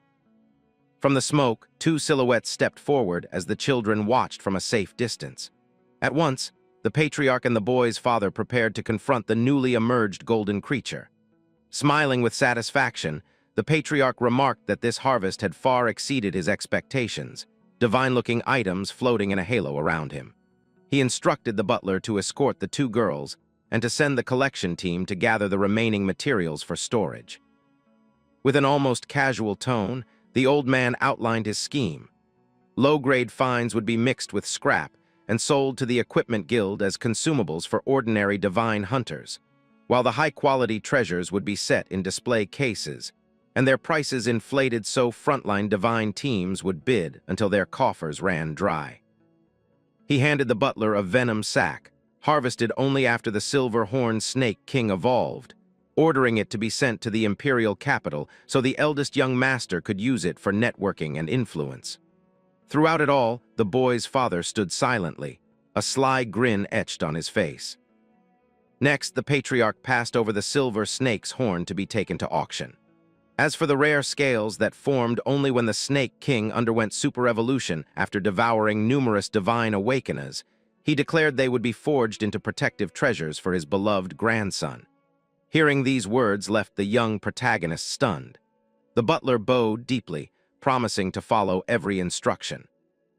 Then the boy's father stepped forward, asking his own father to give him the Snake King's essence. The patriarch grumbled, muttering that his son already had a fine wife and it would be better to let her son share in the boon. Just then the boy's mother arrived, his sisters lingering in the background. Shock flickered across the father's face at her sudden appearance, followed by a clenched jaw anger. Cradled in his sister's arms, the boy stared at his father with a grave, unreadable expression. The patriarch tossed the snake essence to the butler, who caught it easily. Holding the sphere of energy, the butler marveled at the power it radiated. The clan head announced that as his eldest son was in the midst of evolving, this would serve him well. Kneeling, the butler thanked him for such generosity and swore eternal loyalty to the family. Days later, the luxurious Liu clan mansion lay beneath a star-strewn sky. Inside, the boy examined a pendant in his hands, aware that he had obtained an A-rank superior defensive treasure, a heart protection amulet, while his sister informed him that Shuang had been appointed as his maid. As if on cue, the two sisters appeared in matching maid uniforms, smiling warmly at him. Noticing his troubled expression, one of them asked what was wrong. Without answering, the boy's eyes flashed as he directed a surge of lightning into the pendant. A massive burst of yellow energy shot out through his bedroom window, leaving the sisters staring in shock at the display of power. Despite the electrical discharge, the pendant remained completely unscathed. The boy realized his experiment confirmed that beasts evolved after devouring enough divine awakeners, undergoing a form of super-evolution, knowledge never disclosed at the Divine Academy. He now understood the full scope of the nobles' monopoly on hidden information. By sacrificing the lives of civilian divine awakeners, they secured premium materials unavailable on the open market, granting themselves vastly superior strength and equipment while treading on the commoners they claimed to protect. Yet at the academy, they preached that nobles risked their lives to defend the weak. Remembering this hypocrisy filled the boy with fury, and he clenched his fists. The sisters asked if knowledge was truly that powerful. Turning to them, he replied that he was only now beginning to grasp how dangerous ignorance could be. He then told them that from this moment on, they would use the Liu family to gather information for themselves. Meeting his determined gaze, the two girls agreed without hesitation to follow their younger brother's plan. Our boy asks Shuang why she had been with that divine team. She hesitates to answer, and Yi chimes in that she also wants to know why her own power is so strong. Shuang is left speechless as Yi stares at her intently. Then our boy asks about the other sister named San, and Shuang tenses up. Upon hearing the girl's name, the young woman is completely shaken. With tears in her eyes, she tries to explain what happened to San, but then collapses to the floor and begins to cry uncontrollably. At that moment, our boy covers her mouth and warns her not to cry loudly here. After calming down, she sits on the bed, still trembling from the memory. She starts to explain that on that day Yi had gone out to look for their brother and never came back. In a flashback, a hungry little Shuang is seen staring at a piece of cake. Her small hand reaches out to grab the cherry on top, her expression sad as she waits for her siblings to return. Deciding she cannot wait any longer, she sets out to find her brother, and Yi so they can come home sooner. Shuang begins searching through the dark house, calling out San's name. Frightened, she runs down the dim hallway and pleads for her sister to stop playing around because she is scared. Back in the present, the boy is shocked to learn that San had run away from home. Shuang explains that when she couldn't find her anywhere, she ran up to the rooftop to search. But instead of her sister, she witnessed something far more terrifying. She saw that the demon beast tide had been caused by a person. Yi is stunned by this revelation, since she had always believed the demon beast tide to be an uncontrollable natural disaster. In Shuang's memories, she is desperately scanning the city rooftops for San. She tries to open a door, begging for the little one to come out quickly. Then she turns and sees something with pure fear and dread. On the rooftop stands a mysterious man holding a crimson and golden staff under the full moon. His face is hidden in shadow, but his eyes glow with an intense red light. He raises the staff, which begins to shine with a powerful energy, and slams it down on the ground. A massive wave of power bursts outward as an enormous red magic circle forms beneath his feet, lighting up the night. The circle shoots a beam of red light skyward, tearing a hole in the heavens and creating a crimson portal. A giant reptilian eye appears within the portal, and Shuang is utterly terrified. Moments later, the red rift solidifies in the sky, and from it surge countless red demonic beasts. They pour out ready to wreak havoc on the city. With tears streaming down her face, Shuang recalls being completely alone and surrounded by these monstrous creatures shaped like fearsome dragons. From the portal above, more and more pour down, attacking everything in sight. She explains that as she fled, a wolf demon beast chased her. Suddenly, a glowing panel appeared before her. The system notified her that she had awakened a skill named Awakened Body Cultivation Divine Power, along with Elementary Strength Enhancement and Speed Enhancement. The system voice instructed her to jump to the opposite side quickly, and she obeyed, making an incredible leap between two buildings to escape. Back in the present, she tells them how she ran desperately and later encountered the captain of the Beast Tide subjugation team, who took her in. Our boy is stunned that yet another system had appeared for no apparent reason, and by all the miracles surrounding them. He tells them that if they all have systems now and survive their own crises, then, although there is no proof, he strongly believes San might have experienced something similar and could still be alive. The girls are shocked but cling to this hope. He then says that now that they are reunited, they will use the Liu family's information network and work together to find clues about her. All the siblings agree. Suddenly, Shuang announces that she has received a task from the system with a reward.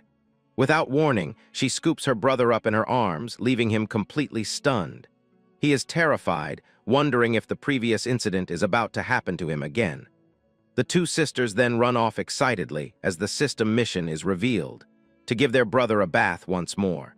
The two sisters dashed excitedly through the mansion carrying our boy, who was shouting at the top of his lungs about their strange system, and wondering why it always seemed to favor them.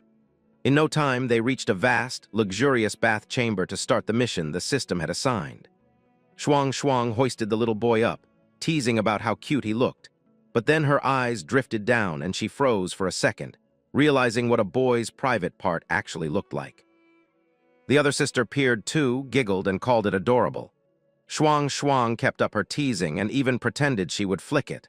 Though she didn't actually hit him, the boy still felt humiliated and yelped in shock, his face burning. Inside the tub, one sister scrubbed his hair while the other, still grinning, tended to the rest. They splashed and laughed, delighted to finally give their young master a proper wash, while he sulked and complained that they'd completely changed. All at once, Shuang froze, a nervous look spreading across her face. Seeing it, our boy asked what she'd noticed. She pointed ahead with a trembling finger, whispering that the very person who had triggered the beast tide was approaching.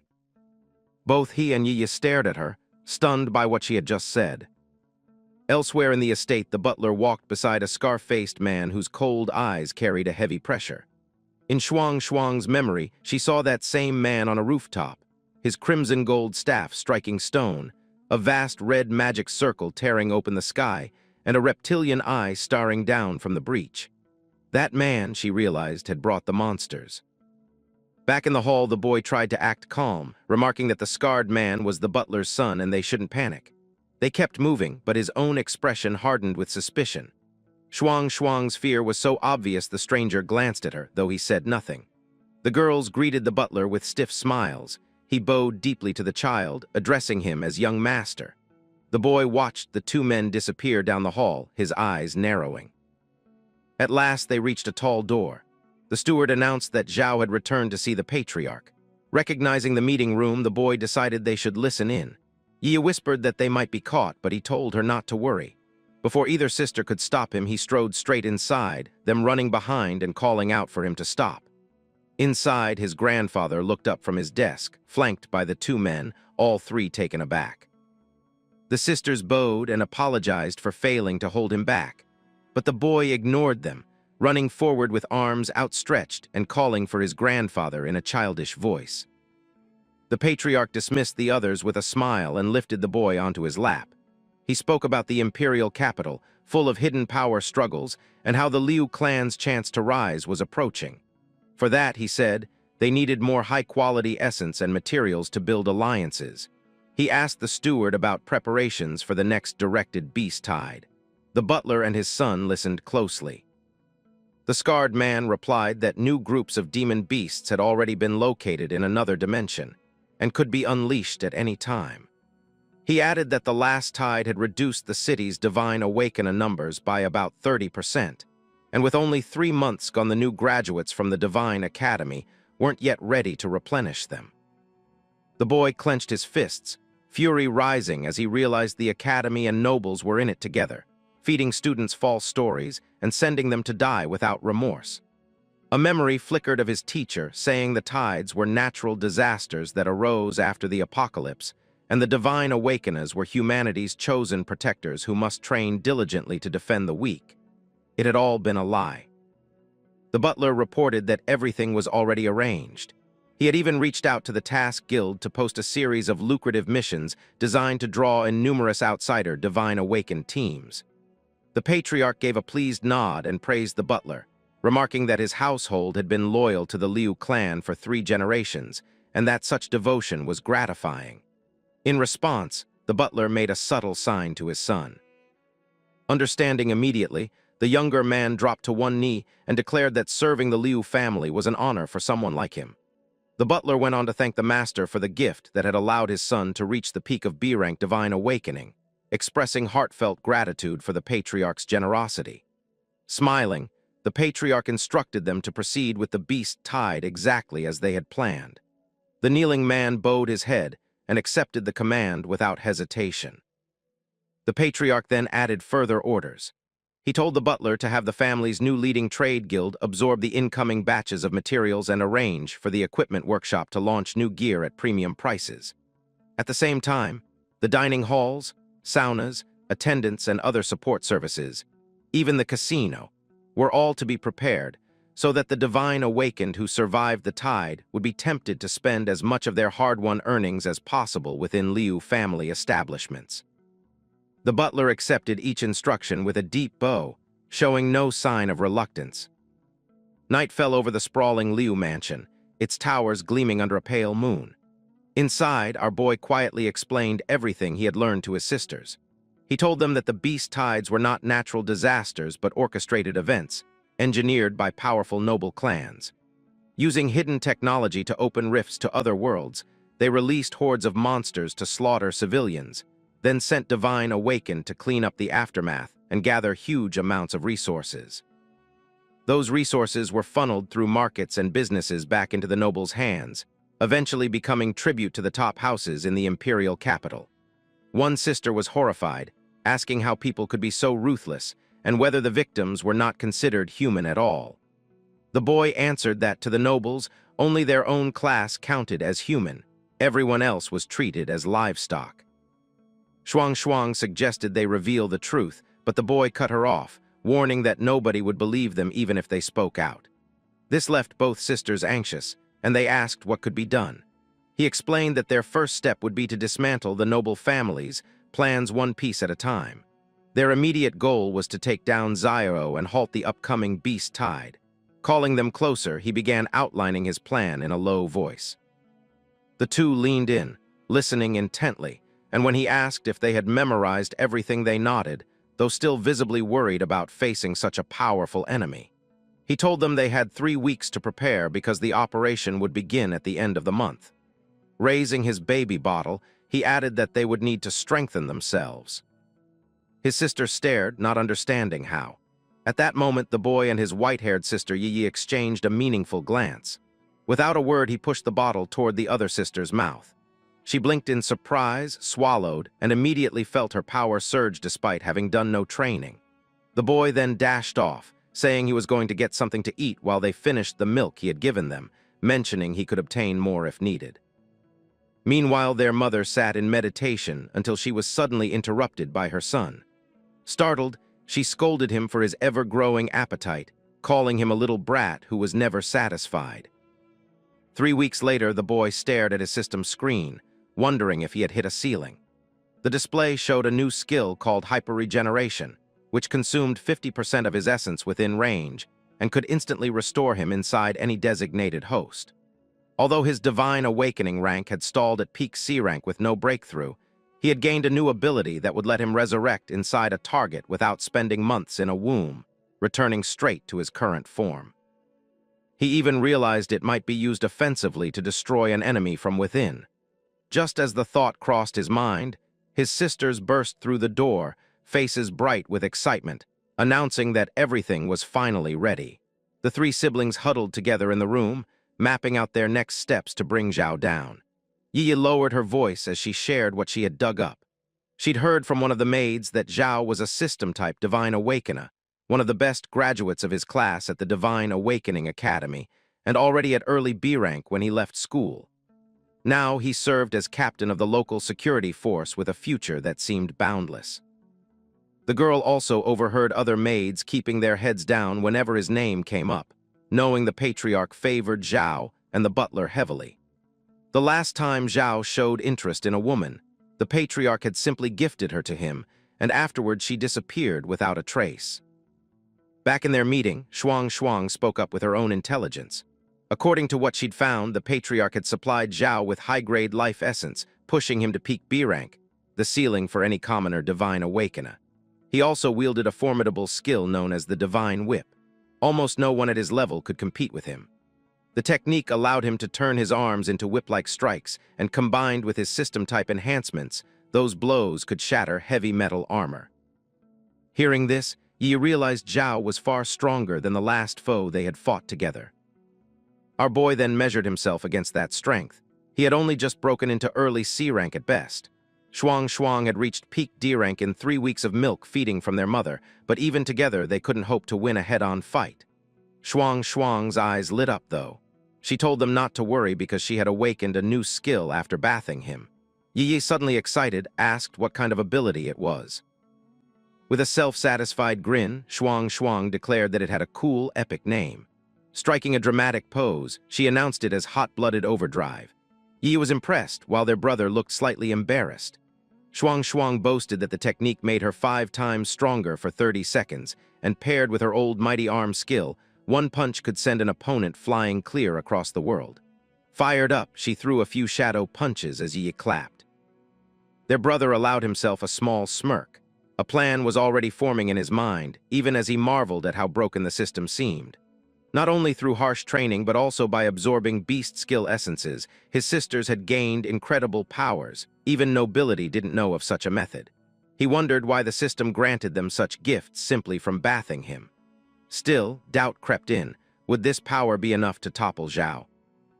Sensing his unease, Shuang asked what intelligence he had managed to collect for their scheme. He smiled broadly and said his information was vital. He had learned that Zhao would be moving through the southern part of the city at 1 in the morning. We see in flashback how the boy overheard Zhao telling his grandfather that everything was set for his 1 a.m. strike. On hearing this, Shuang went pale. That was exactly where her red pomegranate Divine Awakening group's base stood. She panicked, shouting that with the commander already dead from the last portal incident, she needed to warn the vice commander and the others. But before she could run off, her brother grabbed her arm, a flicker of lightning racing through his hand to stop her in time. He told her not to rush. They still had a window to act and save everyone. With determination, he said he had a plan to bring Zhao down. Both sisters leaned forward, eyes shining, asking if he really had a strategy already. Their brother drew them in and whispered the details, assuring them they had enough time. If they split up and made preparations, tonight Zhao would fall. The sisters nodded solemnly, fully committed. Night descended over the city as the full moon cast its glow on the coming operation. The clock ticked past midnight. The ambush hour was near.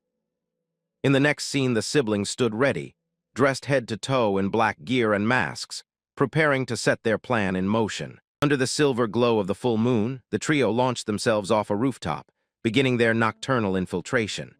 They cut through the night air like shadows, their movements silent and precise. As they descended toward a nearby structure, one of them reported that she'd picked up a signal. Their target was inside. Our boy thanked Shuang Shuang and the Red Pomegranate Group for saving them time by tracking Zhao down first. Below, a faint glow leaked from one of the building's windows, marking the enemy's position. The three of them clung to the side of the structure, slipping forward as quietly as ghosts. They crouched behind a crumbling wall, peering across the distance at their foe. On the rooftop, Zhao stood holding a staff pulsing with crimson energy. Both sisters tensed, whispering if they should strike immediately, but their brother raised a hand, telling them to stay calm and wait. They were part of a suppression team. Timing meant everything. Meanwhile, Zhao focused, gathering a massive surge of power into his staff. Sparks of red lightning flickered and cracked from the weapon as he prepared to release its force. Seeing the perfect opening, our boy shouted the signal to attack.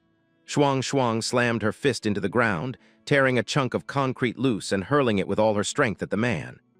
Zhao reacted quickly and dodged, though the slab still grazed his face, leaving a line of blood. The impact shook the rooftop and stunned him for an instant. Furious, Zhao barked out a challenge, demanding to know who dared assault him. His eyes darted to the gaping hole the projectile had blown in the wall behind him. Yi seized the moment, darting forward to snatch the staff from his grasp. Realizing too late, Zhao spun around, rage twisting his features as he lashed out with his divine whip ability. His arm elongated into a whip-like strike that shot toward Yi, catching her by the leg. But before he could drag her back, she hurled the staff away with all her might. Zhao's eyes widened as he saw his weapon sailing through the air.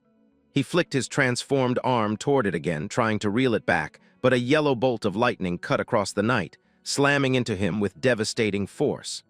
For a heartbeat, he froze, recognizing he couldn't evade in time. The blast erupted, scattering energy across the rooftop. From their vantage, our boy told his sisters they'd landed a clean hit. But then the smoke parted and Zhao stepped out, arms scorched black but eyes blazing with fury. He demanded to know who they were and why they'd provoked him with such a pathetic display. The siblings stared, stunned that he had survived. Zhao snarled that he'd make them regret the day they were born, spitting questions about which faction they belonged to. Without hesitation, he lunged toward them, ready to strike. Our boy skidded back and barked for his sisters to switch to Plan B, clutching Zhao's staff, spun it with all her strength, preparing for the next move. In a smooth motion, she flung the weapon toward her brother. He caught it mid-run as Shuang Shuang squared off with Zhao, their auras colliding like clashing storms, while he sprinted to set the next stage of their plan in motion. Shuang Shuang instantly unleashed her hot-blooded overdrive, wrapping herself in a fierce aura as she powered up. A streak of yellow light shot toward her, which she caught and hurled aside without hesitation.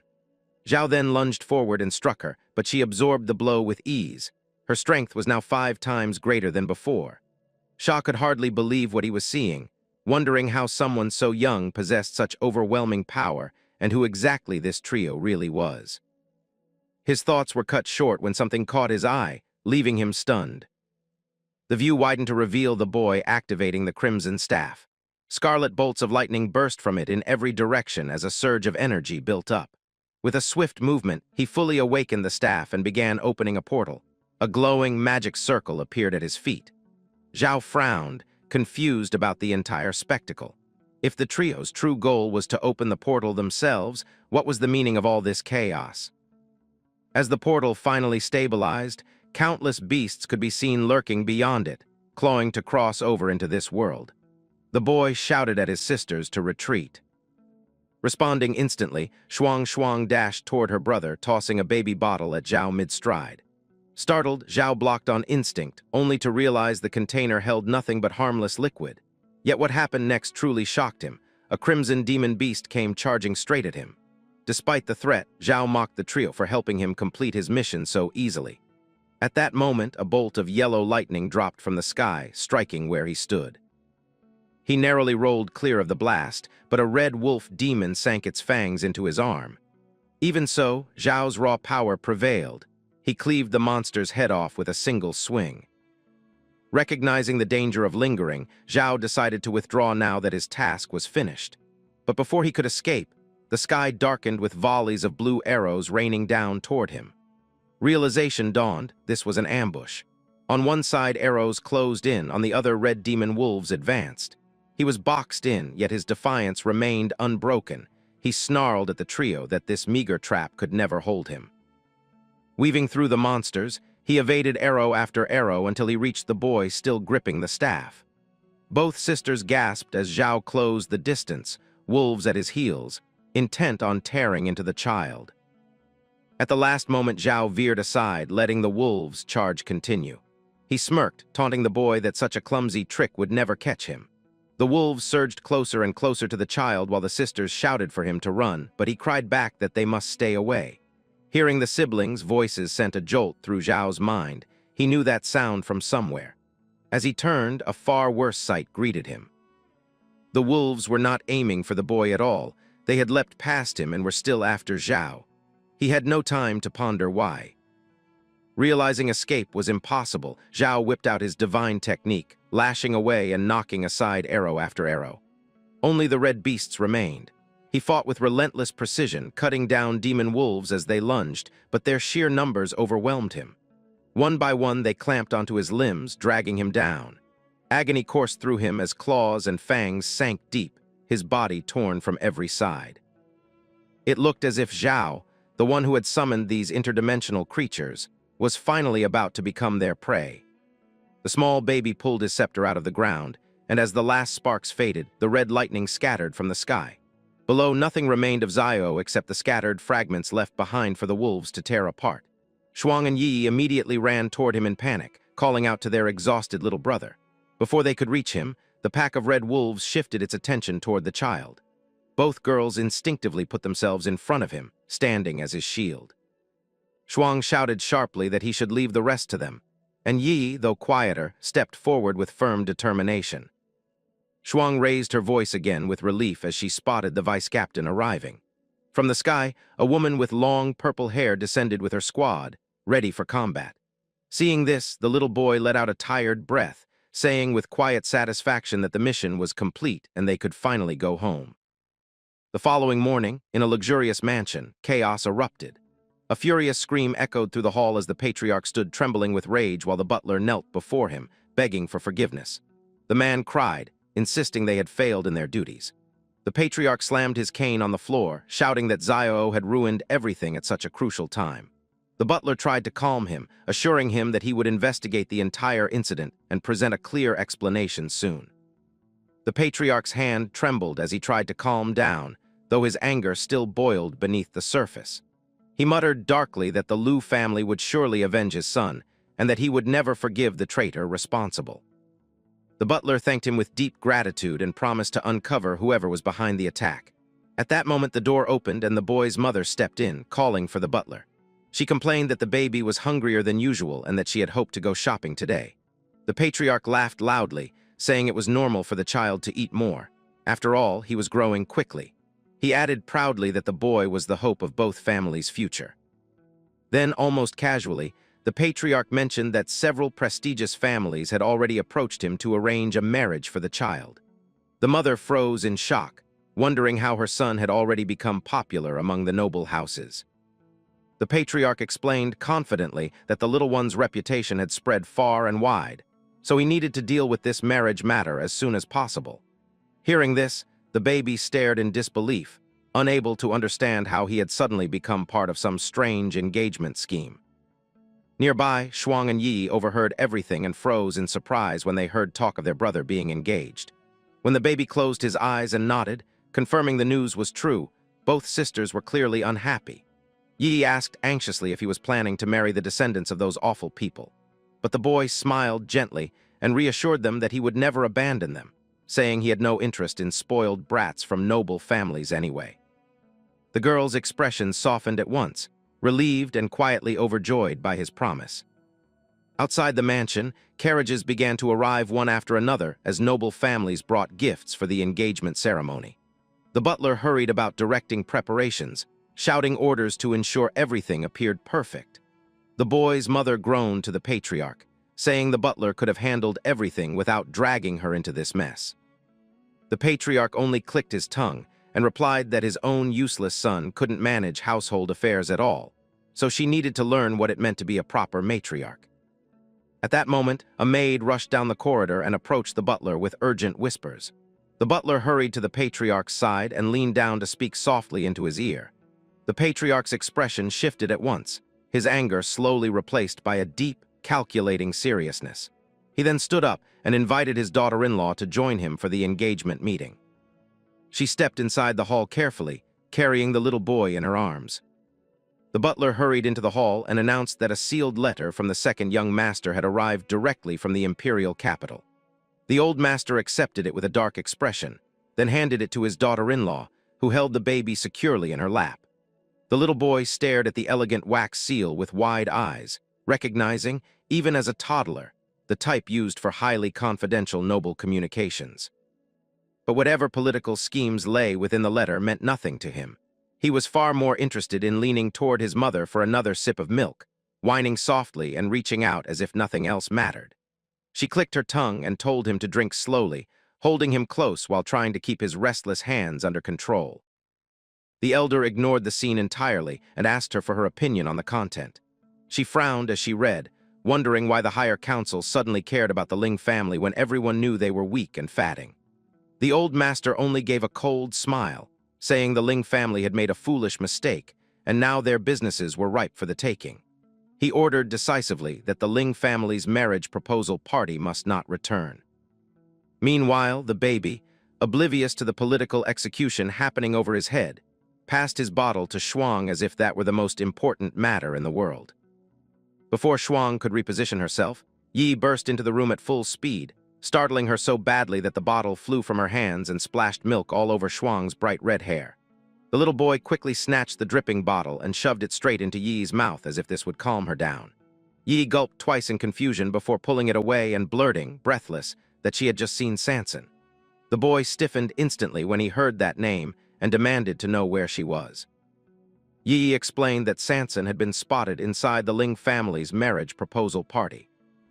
Her memory flashed back to the event she served at, noticing the Ling family's carriage rolling into the courtyard, servants lining up to greet them, and young Sanson sitting inside the carriage in a maid's uniform, quietly following her assignment. Hearing this, the boy's face tightened. His sisters noticed it immediately and asked with concern what was wrong, but he only muttered furiously that the Lu family intended to crush the Ling family soon, and that Sanson being there was nothing short of a disaster. He demanded they find a way to get her out of that place immediately. He tried to dash off, but his mother appeared right in front of him with a sharp look, blocking his escape. She lifted him effortlessly into her arms, reminding him that he wasn't allowed to run around anymore and that his grandfather wanted him brought to the meeting. Shuang and Yi watched helplessly as he was carried away, their worry deepening. When Shuang asked what they should do, Yi could only say that they needed a proper plan first, though both looked far from reassured. A maid interrupted before they could continue, asking the two girls to help the butler prepare for the engagement gathering. They followed her reluctantly. In the hall, the old master addressed the noble guests, thanking them for attending. He declared that among the potential candidates, only 3 young women met the requirements to be considered compatible with his grandson. The family representatives bowed respectfully as he continued, explaining that skill was the foundation of their lineage, and that the girl who passed a special test would become the child's future bride. The baby, sitting in his mother's lap with milk still on his lips, stared blankly at the crowd, completely baffled over why his life suddenly involved tests and marriage, wondering silently what absurd ordeal he was being dragged into this time. The 3 families chosen for the test were finally announced: Yi, Nanggong, and the Ling family. The patriarch's expression darkened the moment the Ling family's name was spoken. He muttered irritably that they had even dared to send a concubine's daughter, something he had allowed only to distract them with false hope. Meanwhile, the child in his mother's arms grew tense, thinking in frustration that in this entire mess, the only people he could rely on were Shuang and Yi. Overwhelmed, he buried his face into his mother's clothes as if this alone could calm him, which only succeeded in irritating her further. She tried to pull him back, complaining loudly about his habit of hiding and sucking for comfort, while he simply told himself he needed a moment to drink and settle his nerves. The patriarch found amusement in her exasperation and told her to let the boy drink as much as he pleased. He added with satisfaction that the child's unusual development would one day be evaluated in the capital, and when that happened, all the credit would go to her. Too exhausted to appreciate the compliment, she muttered that he was nothing but a bottomless troublemaker who knew only how to consume endlessly. Somewhere else in the mansion, the butler entered a quiet room where the head of the family sat alone. He leaned forward and reported calmly that the Ling girl would not survive the upcoming test and that their entire delegation would soon be removed from the picture. The family head's eyes gleamed with cruel satisfaction as he called the plan flawless. What neither man noticed was the small child nearby, who overheard every word. Fear shot through him immediately, for the only thought in his panicked mind was Sanson and the danger she might be walking into. At the same time, Shuang sped through the mansion halls with a tray of fruit balanced carefully in her hands, while Yi hurried beside her with her own assigned tasks, complaining that she had too much to do and no opportunity to slip away. The two sisters caught each other's eyes briefly as they rushed in opposite directions, both wearing the same tense expression and silently wondering how they were supposed to rescue Sanson under these circumstances. The scene shifted to the Liu family's private arena, a massive coliseum-like structure towering with stone pillars and open sky. The patriarch, the boy's mother holding him in her lap, and the butler seated themselves in a private viewing box overseeing everything below. The butler soon rose and announced the beginning of the selection trial, calling for the young lady representing the Nang Gong family. All eyes turned toward the entrance as the first contender stepped forward, a girl dressed in dark Gothic attire, moving with a composed, graceful confidence. The patriarch nodded approvingly, remarking on her refined beauty and her reputation for combat talent. The boy's mother remained unimpressed, quietly judging the girl's appearance as lacking the qualities she considered necessary. The patriarch reminded her that not every noble daughter was born an ideal match, while she countered that the future daughter-in-law must at least be someone capable of sharing their responsibilities in the years to come. The butler then called for the second contender from the Yi family. A hand shot up immediately, accompanied by an eager voice. A blonde girl in a frilly Lolita dress skipped forward toward the arena center, her excitement practically radiating from her. She approached the first competitor with a bright, overly friendly smile and offered a polished, graceful greeting to the family representatives. Watching this, the boy's mother noted dryly that the girl certainly understood how to put on a charming act to gain favor. Finally, the butler announced the third candidate, Ling Pio of the Ling family. A quiet girl with short hair and simple clothing began walking toward the arena. She stepped into the center calmly, looking nothing like the other two, her presence subdued yet steady. With all three competitors gathered, the atmosphere became tense as the patriarch and the boy's mother observed them closely, their expressions turning serious. The child, watching from his mother's lap, wondered in confusion if this short-haired girl was the same person Sanson had been with, and how she ended up mixed into something so dangerous. Down in the arena, the three young women faced one another, preparing for the test to begin. The short-haired girl lifted her gaze slightly and let out a single quiet sound to acknowledge the others.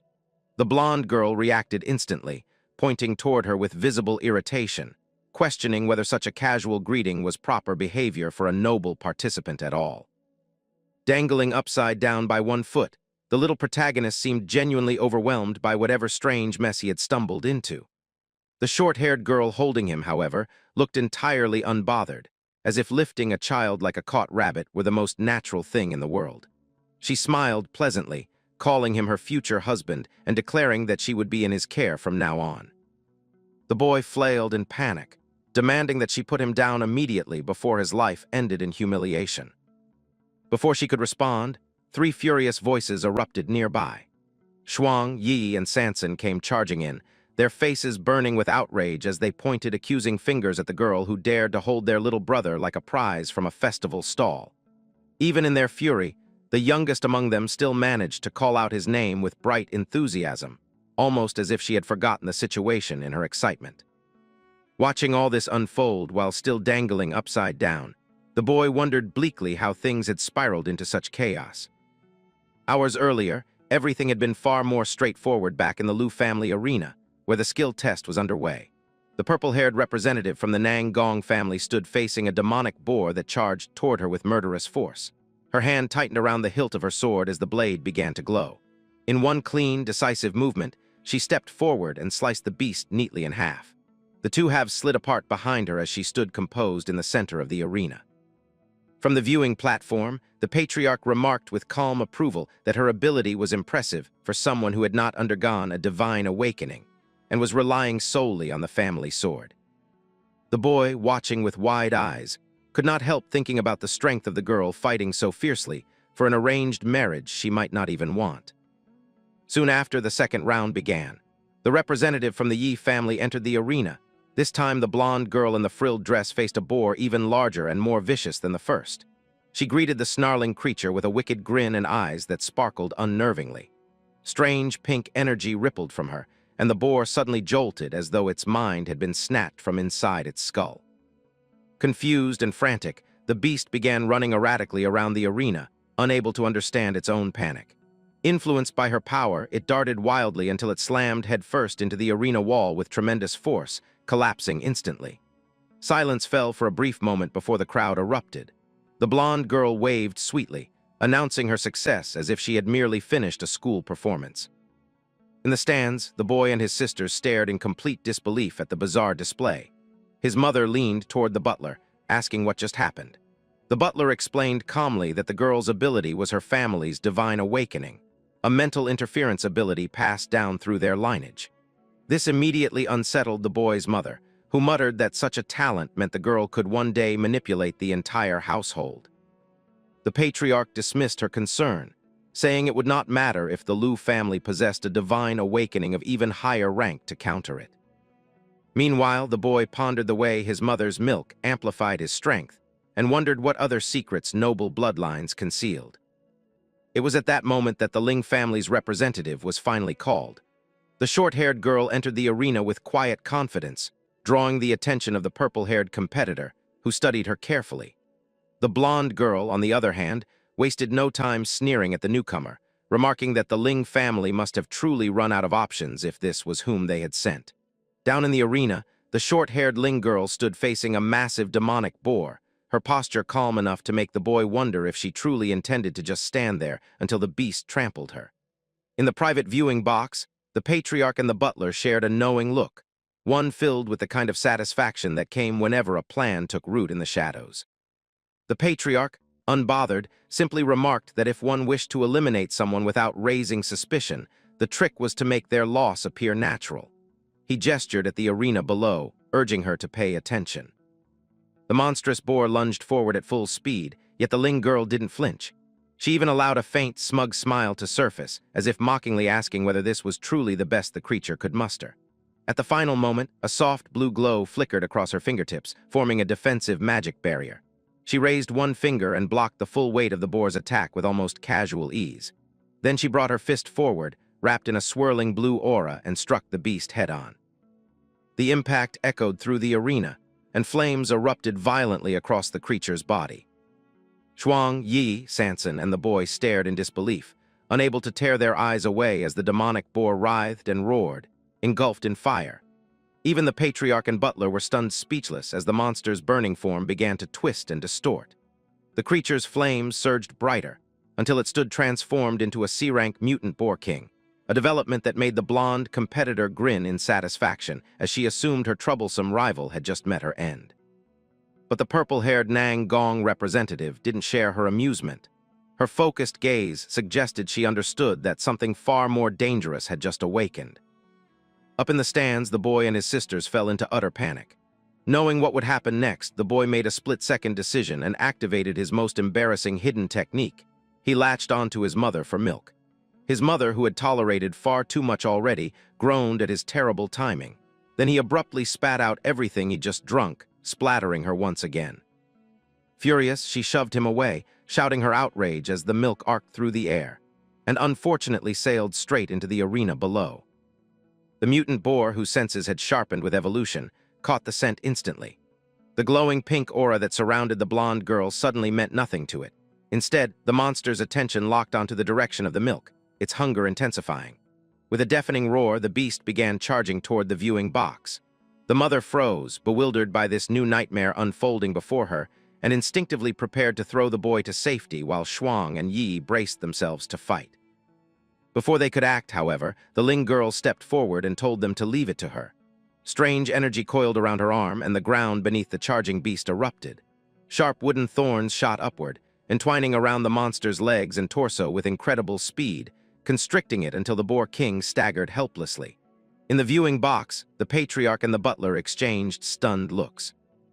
The mother stared in disbelief, trying to understand what kind of wood-based divine awakening possessed such raw lethality. The patriarch admitted the girl's ability was impressive, though he still insisted it fell short of his grandson's potential. Down in the arena, red thorn-like vines wrapped around the Ling girl's arm as she studied them with curiosity, trying to understand the nature of her own awakening. The purple-haired Nang Gong competitor watched with unexpected respect, while the blonde girl wrinkled her nose in disgust, declaring she would never want to be wrapped in something like that. The patriarch leaned back, observing the scene carefully. He explained that this wood-type awakening could restrain even higher-rank monsters by draining their inner essence. And indeed, the Boar King's body began to shrivel as its life force was drawn out, leaving behind only a skeleton in the arena dust. The butler quietly asked what should be done with the girl now that she had proven herself. The patriarch's eyes drifted toward his grandson, still nestled in his mother's arms with his sisters clustered protectively around him. A calculating smile spread across the old man's face. Instead of eliminating the Ling family, he saw an opportunity far more profitable. He decided the Ling girl would make an excellent bride for his grandson, a perfect tool to tighten their grip on the weakened Ling clan. The moment the youngest sister screamed at Paio to put him down, the red-haired Shuang rounded on the little girl and demanded to know how she had ended up with Paio in the first place. Sanson looked as though she were on the verge of tears, completely unable to answer, and that only made Shuang lecture her harder for disappearing without a word. Yi even tapped her lightly on the head in frustration, the small thumps making Sanson shrink into herself.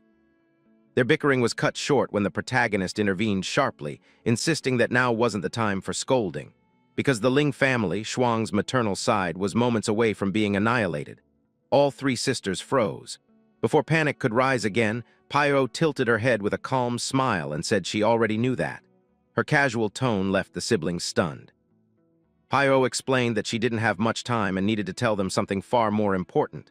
The four of them instantly quieted, listening with full attention. She asked whether they had awakened their systems yet. The protagonist and his sisters stiffened, each one startled by the question, but they still nodded, confirming it. Paio then told them that they must have already begun developing strange abilities, signs of divine awakening, and she asked gently whether they believed in miracles. In perfect unison, all three siblings shook their heads, shyly and honestly. Paio hugged Sanson close, letting the little one settle in her lap, and then spoke with a heaviness that seemed to darken the air around them. She said that every miracle came attached to a terrible price. Her words left the three siblings shocked, and Sanson nestled deeper into Paio's embrace, as if bracing herself. Protagonist finally asked what she meant, and Paio revealed the truth. In the previous timeline, Sanson had lost her beloved siblings one by one until she was left completely alone. A brief flash of memory crossed Sanson's eyes, her sisters' silhouettes being torn away from her, and her small hands trembled. Paio continued, explaining that during that time of despair, Sanson's divine awakening appeared, the power to steal abilities. With it, Sanson could take divine awakenings and skills from others. In a world ruled by chaos, such a power turned her into a feared villain. But in the end, broken and alone, Sanson found a way to travel back to the past. She sacrificed all the power she had accumulated, everything she had ever stolen, just to return to this time so she could save the people she loved most. The protagonist's breath caught, and he asked quietly whether Sanson had truly been reborn. Sanson only nodded, shy and trembling. Paio laughed softly and teased that the little girl might look adorable now, but in her previous life she had been a ruthless demon everyone feared. That shocking contrast left the siblings speechless. Paio then explained that the system interface they all used was actually a mental construct created by Sanson. Each time they activated it, they drained a little of her inner power. As she spoke, a faint aura pulsed from Sanson, confirming her words. The divine awakenings they possessed were the result of Sanson's experiments and countless near-fatal breakthroughs in her past life. Still overwhelmed, the protagonist finally asked how she had obtained his divine awakening. Pyro told him that Sanson had sacrificed the last of her stolen power to save him during a moment of grave danger. To do so, she had infiltrated the capital's inner circle, defeated the head of the Mew family, and endured an impossible number of hardships, all for his sake. The moment these words settled, he and his sisters couldn't remain still. They ran to Sanson and pulled her into a tight, desperate hug. Wrapped in their arms, Sanson broke into tears, tears of relief, of joy, of finally being with the siblings she had fought so hard to reclaim. Their little huddle trembled with emotion, a small, beautiful moment glowing in the middle of everything collapsing around them. We see a shabby-looking bar as a strange tune plays. Inside the joint, there's a blonde girl pole dancing. A blonde young man sauntered up to her with exaggerated confidence, trying to flirt as if he owned the place. She thanked him with a faint purr, almost inviting, before abruptly raising her leg toward his face in a sharp, graceful arc. Instead of recoiling, the fool leaned forward and sniffed her foot like it was the finest perfume he'd ever encountered, sighing in admiration. A green-haired companion emerged from the tables and demanded loudly if the blonde idiot had lost his mind. The moment he got closer, his expression shifted.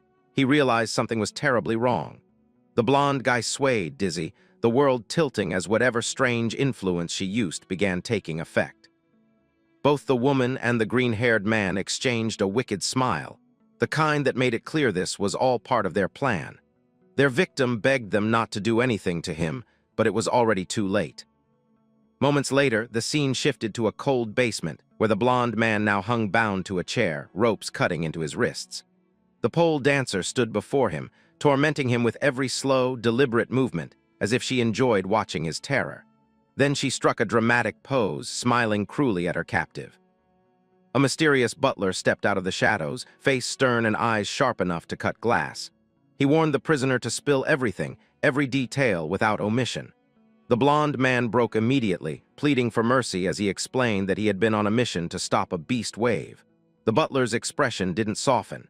He simply told him to continue. The man said that after defeating the beasts, he'd received a small reward. At that, the old man snapped, shouting that he should never have laid a hand on his son. The prisoner panicked, insisting it wasn't him and stammering that the culprits had been 3 masked individuals. That caught the old man's attention. He leaned in sharply and demanded to know who they were, where they came from, and what their names were. The blonde man shook his head frantically, saying he had only caught a glimpse from far away, 2 girls and a single child. The old man froze at that description. 2 girls and a child.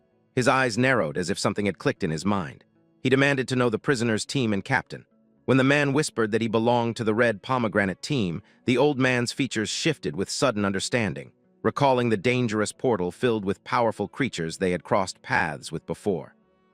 He straightened, decision made, and ordered the woman, Pio, to handle him. The prisoner screamed in betrayal, reminding them of the promise that he would be released. Pio answered with a merciless strike from her platform shoe, smashing his face and pinning him against the floor.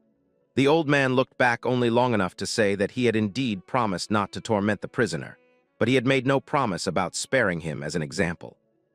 Then he turned and left the basement. An instant later, he appeared atop a tall building, the night wind tugging at his coat. He walked across the rooftop until he reached a cluster of deep cracks etched into the surface of the concrete. Crouching down, he ran his palm across the fractured ground. The moment his fingers brushed the surface, a dim, eerie glow pulsed from within the cracks, resonating with a strange energy. He moved on to inspect a second spot, his sharp eyes tracing the patterns as though reading an ancient script written in stone. After a long moment, something clicked in his mind. A flash of memory rose unbidden, him holding the protagonist's little sister while she bled in his arms. The old man straightened slowly. This, he realized, wasn't just strange, it was important. And now that he suspected the truth, he needed to confirm it immediately. A blonde woman swayed on stage, moving with an effortless sensuality that held the crowd's attention. Not far from her, down a narrow hallway, a green-haired man slipped into a private room where the old butler, our hero's grandfather's loyal aide, sat warming his hands around a cup of something hot. The young man addressed him respectfully, asking whether he had discovered anything new. The butler lifted his gaze, expression steady, waiting for an answer. The green-haired informant produced a photograph he had been hiding inside his coat, admitting that it hadn't been easy to track the target. He explained that the person in question had been nothing more than a D-rank nobody, a young man who lived with 3 sisters and died half a year earlier. When the photograph came into view, the butler's eyes narrowed. The image showed the protagonist in his past life, smiling gently with 3 girls who clearly meant the world to him. The old man murmured the timeline to himself, nodding that everything had occurred around the time the MC's parents had gone out to hunt the Liu family's beast. That thought triggered a series of images in his mind. The failed mission, the chaos, the disaster that led to the boy's tragic end. He remembered the 2 girls who had desperately tried to shield the child, the treasure the boy had managed to obtain, and the monster that had emerged from that misfortune. In the present, the green-haired informant held out a glowing blue orb as payment for the request. He thanked the butler for the generous reward he'd been given earlier. The butler accepted the orb without a word, his expression darkening with resolve. As he rose to leave, he swore silently that he would avenge his son, no matter what it cost. The scene shifted to a quiet room where a baby bottle full of milk sat on a table. One of the MC's sisters watched him closely, puzzled by how he seemed lost in thought just staring at the bottle. The little guy, however, was deep in contemplation, wondering why ordinary people hit their limits at B rank while nobles were able to surpass it with ease.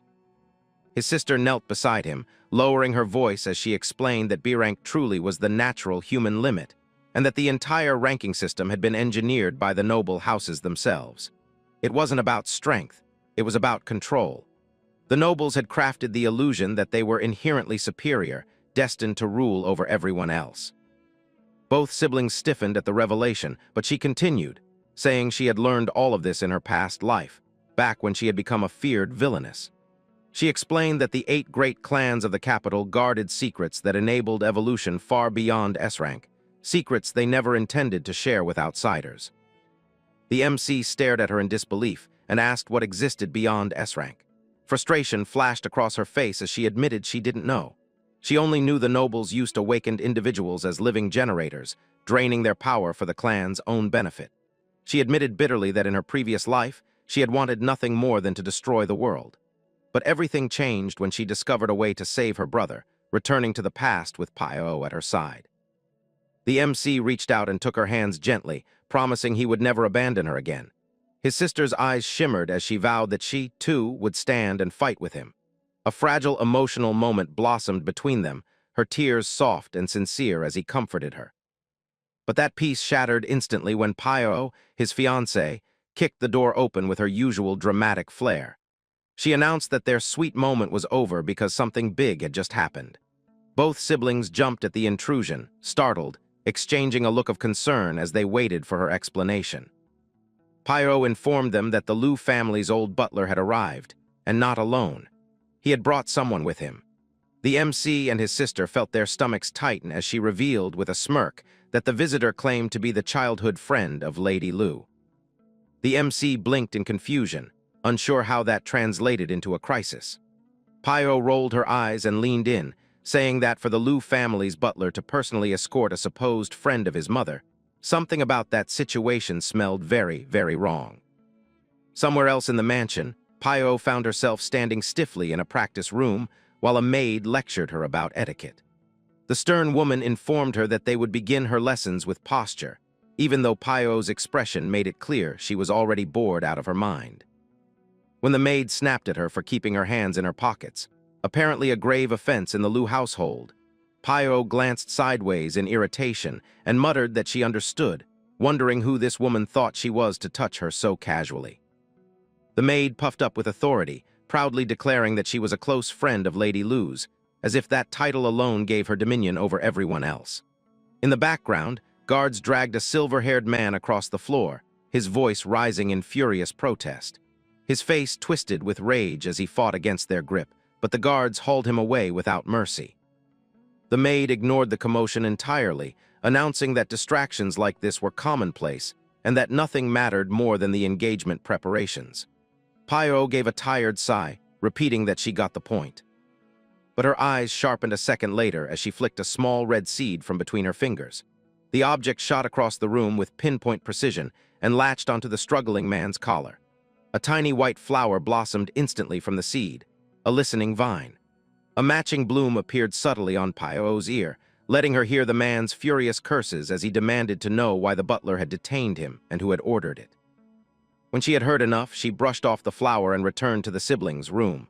The moment she stepped inside, the MC brightened and asked, with an impressed grin, whether the phantom blood vine could really be used for spying. The confidence in her smirk confirmed it. She added casually that she and Sanson had once been a notorious assassin duo, their methods diverse and efficient. His other sister cut right to the point, asking what information Pio had gathered. But her question twisted unexpectedly, wondering aloud whether the imprisoned man might actually be their mother's lover, and whether their mother had been involved with many men. The MC froze, stunned by how blunt she was, then admitted awkwardly that it was entirely possible. A vivid memory surfaced of watching, even as an unborn child, the times when his mother would sneak away to meet a certain man. His mind replayed the scene of his mother walking down a street with him in her arms, her gaze darting around suspiciously before a well-dressed man pulled her into a fitting room.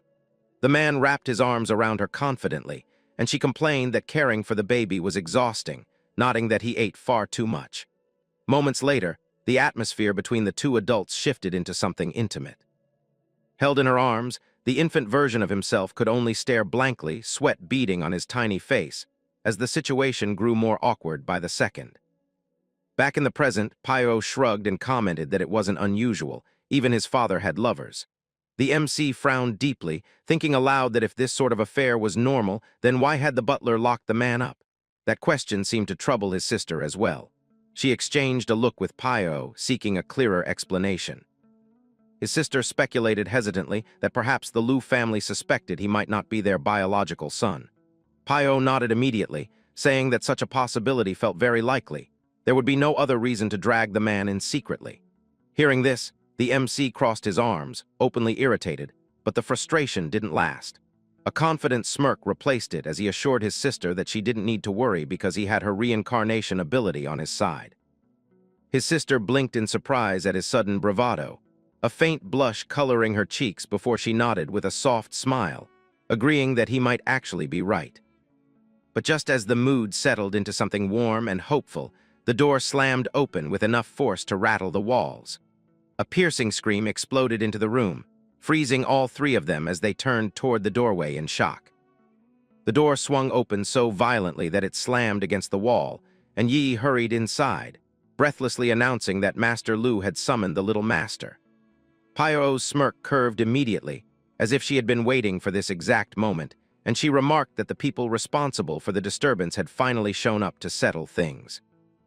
Yi, still confused, looked between her and the panting girl, demanding to know who exactly had arrived and what Pio meant. Pio leaned closer to her, whispering something too quietly for anyone else to hear, and whatever those words were, they drained the color straight from Yi's face.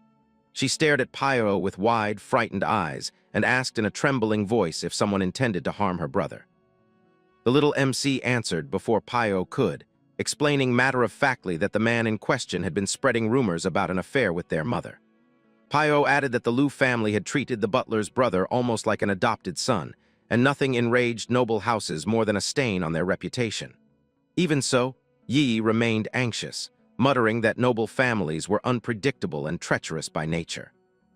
Pio placed a reassuring hand on her shoulder, telling her not to worry because none of them would let anything happen to the little master.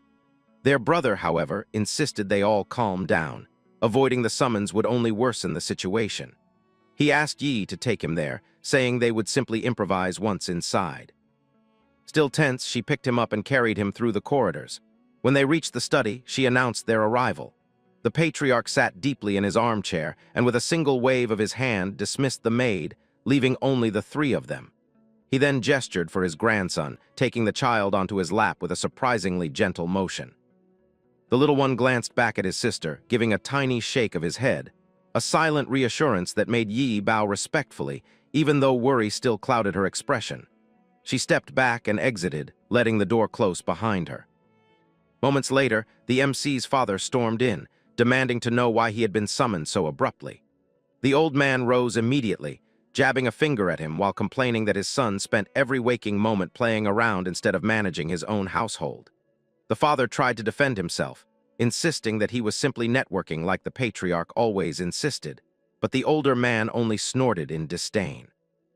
Meanwhile, in another part of the mansion, the man rumored to be the mother's lover was receiving a brutal beating in a dimly lit room, his screams muffled by the thick concrete walls. Eventually, the patriarch led his son and the child down into the basement, where the butler stood waiting with grim patience. The sight of the bloodied, bound prisoner made the father's lip curl in disgust. The patriarch handed the little master to the butler first, and the servant accepted the baby with a smile that felt just a little too smooth. In his arms, the toddler fixed him with a suspicious look, sensing something off even without fully understanding the danger, while the old man behind them revealed a sinister grin. When the patriarch asked if the prisoner had confessed anything, the butler shook his head. The MC's father leaned closer to the bound man, asking with contempt what exactly he had been bragging about. The patriarch answered for him, stating plainly that the man had been boasting about an affair with his son's wife, right under the Liu family's nose. The father erupted instantly, shouting that he would deal with that woman because his reputation was at stake. The patriarch cut him off sharply, reminding him that the arranged marriage they had fought so hard to secure could not be jeopardized by stupidity. Even so, the father attempted to lunge at the prisoner, but the old man stepped in to restrain him before he made a mess of things. With cold finality, the patriarch ordered a DNA test between the prisoner and his grandson. The butler lifted the little master once more, and the boy smiled faintly, knowing this was unfolding exactly as he had hoped.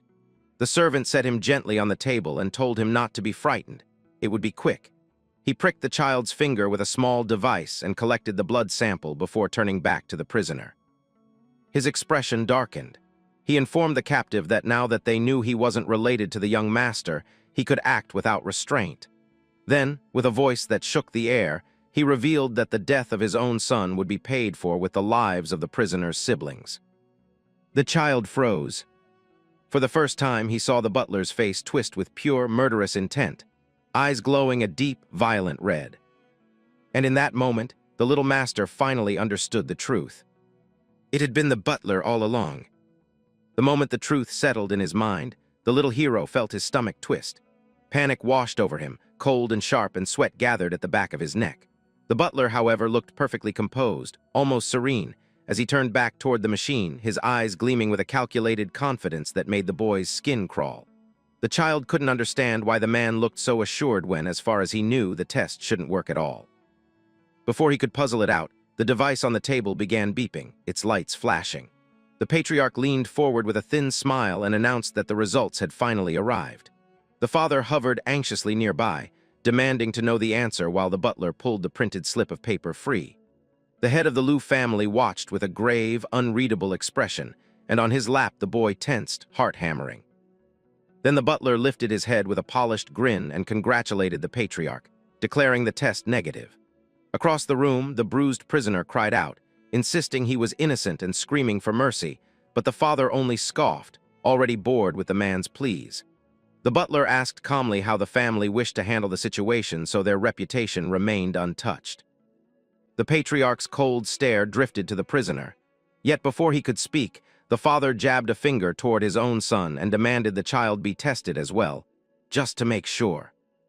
The request made the little hero's breath hitch. Panic surged again, now far worse. He watched helplessly as the butler approached the father first, taking a sample of his blood. Then the man turned toward him with the vial in hand. Desperate to buy time, the boy suddenly burst into tears and flailed as though terrified of the needle. The butler flinched, sweat slipping down his temple, clearly thrown off by the child's unexpected outburst.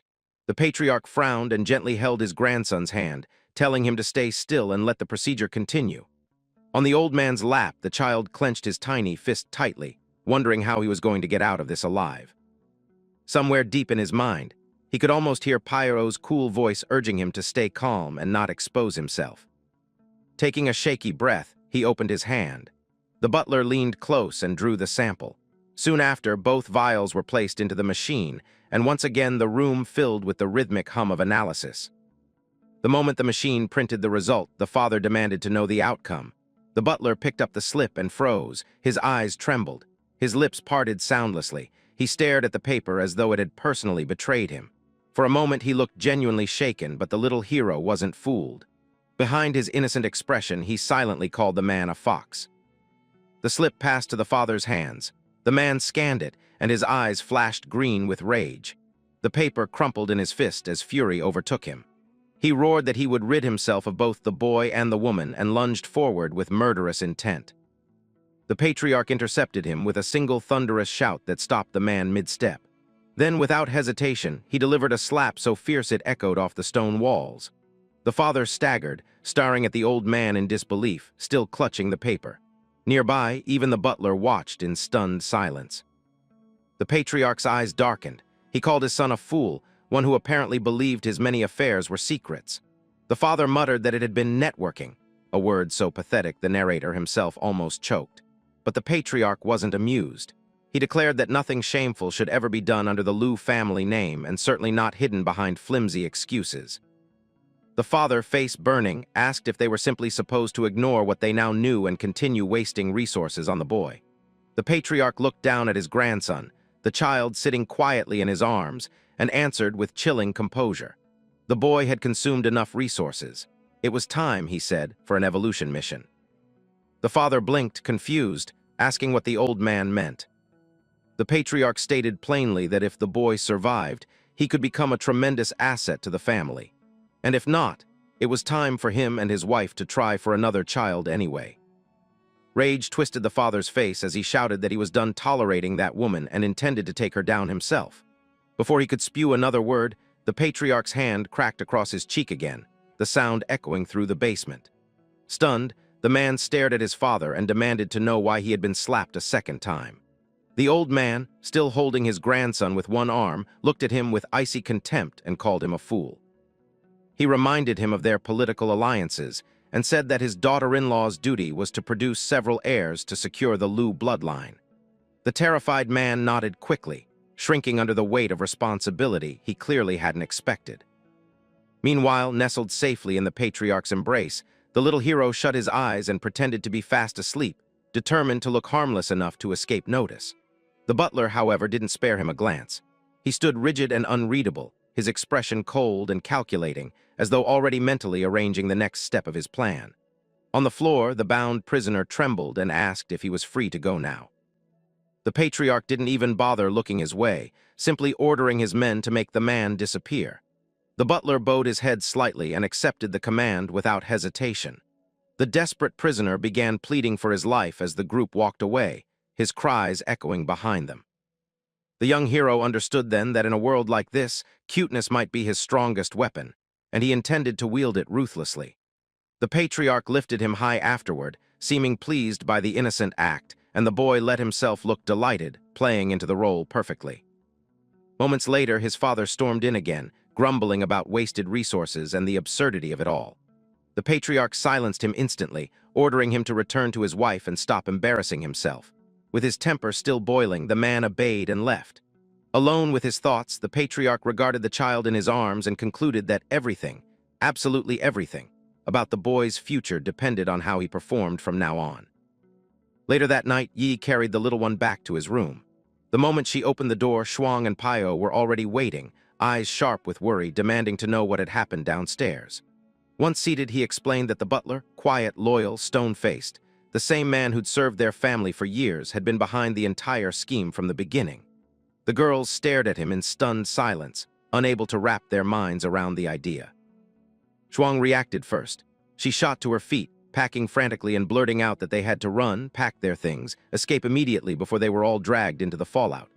Paio snatched her by the collar before she got too far, forcing her to calm down and reminding her that escape wasn't an option. They wouldn't even make it past the front gates. Shuang clenched her fists in frustration, declaring that if fleeing wasn't possible, then the only option left was to stand their ground and fight. Instantly, Yi and Paio grabbed her arms and dragged her back down, insisting that reckless heroics would get them all killed long before any plan could form. When quiet finally returned to the room, Paio turned to the young master and asked how on earth the three sisters could be so different when they'd grown up side by side. He didn't answer immediately. Instead, he smiled softly as memories drifted behind his eyes. He said Yi had always taken care of the others, which naturally made her the most responsible and mature. Because of that, Shuang had been free to remain a little straightforward, a little impulsive, a little too innocent for her own good. And Sanson, he paused at her name. had always followed the two of them like a tiny echo, trying to keep up with the world at their pace. Pyro listened quietly. Then she smiled, saying that the four of them together made something rare, a bond that felt more like destiny. She admitted she used to envy them for that closeness, but now she finally understood why Sanson had done what she did. And watching him now, she said softly that he too was finally beginning to understand. Hearing this made the little hero glow with pride, but he forced himself to focus. They needed a plan. He looked at the girls and asked what their next move should be now that they were safe, at least for the moment. Pyro clapped her hands decisively and announced that it was time for a family meeting. The three sisters, who had been occupied on the floor, paused their game, looking up in confusion. Shuang challenged the fiancé immediately, demanding to know since when she had become family. The fiancé calmly countered that she was essentially their sister-in-law now and sought confirmation from little Sanson. This assertion instantly infuriated the sisters. In a swift, coordinated move, the sisters grabbed their brother and dragged him away from the group. They emphatically told him he had no need for a sister-in-law, promising him they would all stick together forever. Little Sanson was overwhelmed by the sudden outburst and speechless. Annoyed by the commotion, our hero sharply ordered all three of them to sit down, a command they instantly obeyed. The two older sisters settled down, cheeks puffed out, glaring stubbornly. Observing the whole exchange, the fiancé let out a burst of laughter. "Is it really that long since I disciplined you that you've become so unruly?" the MC asked, slightly irritated. His fiancé affectionately patted his head, suggesting, "You don't seem to understand them as well as you think." He quickly defended himself, stating he had raised them since they were infants and knew everything about them. She winked playfully, clarifying, "What you don't understand is women." This comment caused the three sisters' spirits to sink instantly, their faces showing total defeat. He bristled, telling the fiancé not to treat him like a child, reminding her of his true, much older age. The group finally settled on the floor to begin the family briefing. The fiancé explained that the path to true evolution was a secret controlled entirely by the noble clans. She revealed that families like theirs were merely instruments for this process, detailing that the first stage of evolution required consuming a special fruit. This fruit, she warned, grew only in hostile other worlds and was fiercely guarded by unimaginably powerful monsters, including actual dragons. Shuang's face darkened with anger, realizing this was equivalent to sending their brother to his doom. However, the MC's fiancé assured them that, thanks to their knowledge from the future, they were prepared. She concluded that by capitalizing on their respective strengths, their survival was possible, a point everyone reluctantly agreed upon. Later that evening, the hero's father entered the mansion, heavily intoxicated and deeply agitated. He stumbled alone through the grand hallways, making his way toward his wife's private quarters. He violently kicked the door open and barged in. The MC's mother was inside a small pool, accompanied by one of her maids.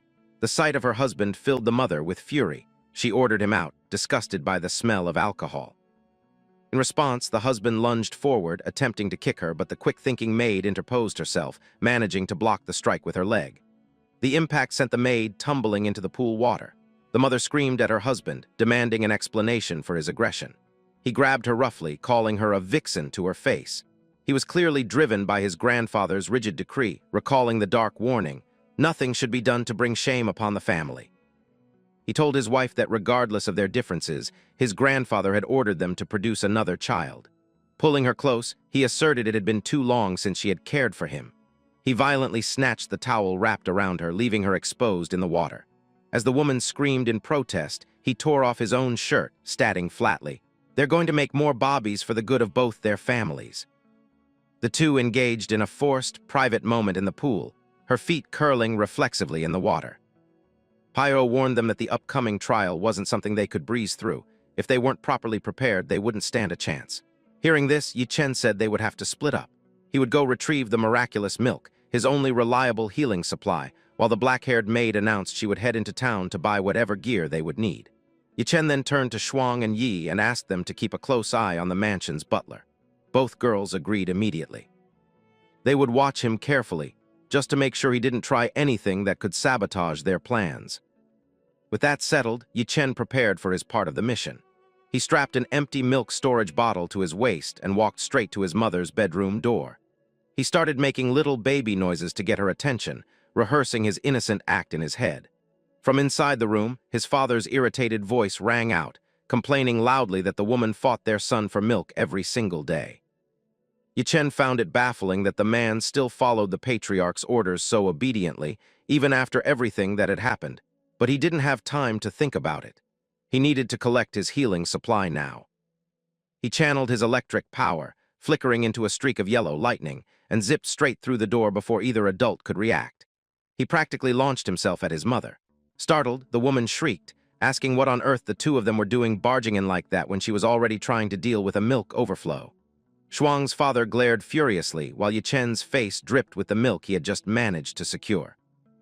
A memory flickered in Yichen's mind of the patriarch, harshly scolding his father for wasting the family's resources on nothing but parties. His father had left that confrontation furious and humiliated, yet even then he still bent under the pressure of his father's expectations. In that memory, Yichen remembered the absurd sight of the man leaning in to drink the breast milk too, prompting their mother to scream that both of them had completely lost their minds, and that their constant tug-of-war was driving her insane. Meanwhile, Shuang, Yi, and the black-haired maid made their way through town to buy equipment. When they reached the gear shop, a gigantic man blocked their entrance and growled at them to get lost, saying it wasn't a place for little brats. The black-haired maid agreed with her companion's annoyed huff, remarking that men like him always looked down on others. The comment made the shopkeeper snap. Red-faced with anger, he raised his fist to hit them without hesitation. But before he could make a move, a heavy bag flew across the room and slammed directly into his face. Coins burst across the counter, and the man staggered back with a bleeding nose, completely stunned. His attitude transformed instantly when he saw the pile of gleaming gold coins. Bowing and smiling awkwardly, he apologized and welcomed them with sudden politeness. The girls walked inside with confidence and told him to bring out the real merchandise, not the useless junk hidden on the shelves. Back at the mansion, the maids disguised their surveillance by pretending to clean the floors while quietly tailing the butler down the hallway. They followed him at a safe distance until he slipped into a restricted room. The two girls exchanged a quick look of uncertainty, then pressed their ears to the door to listen.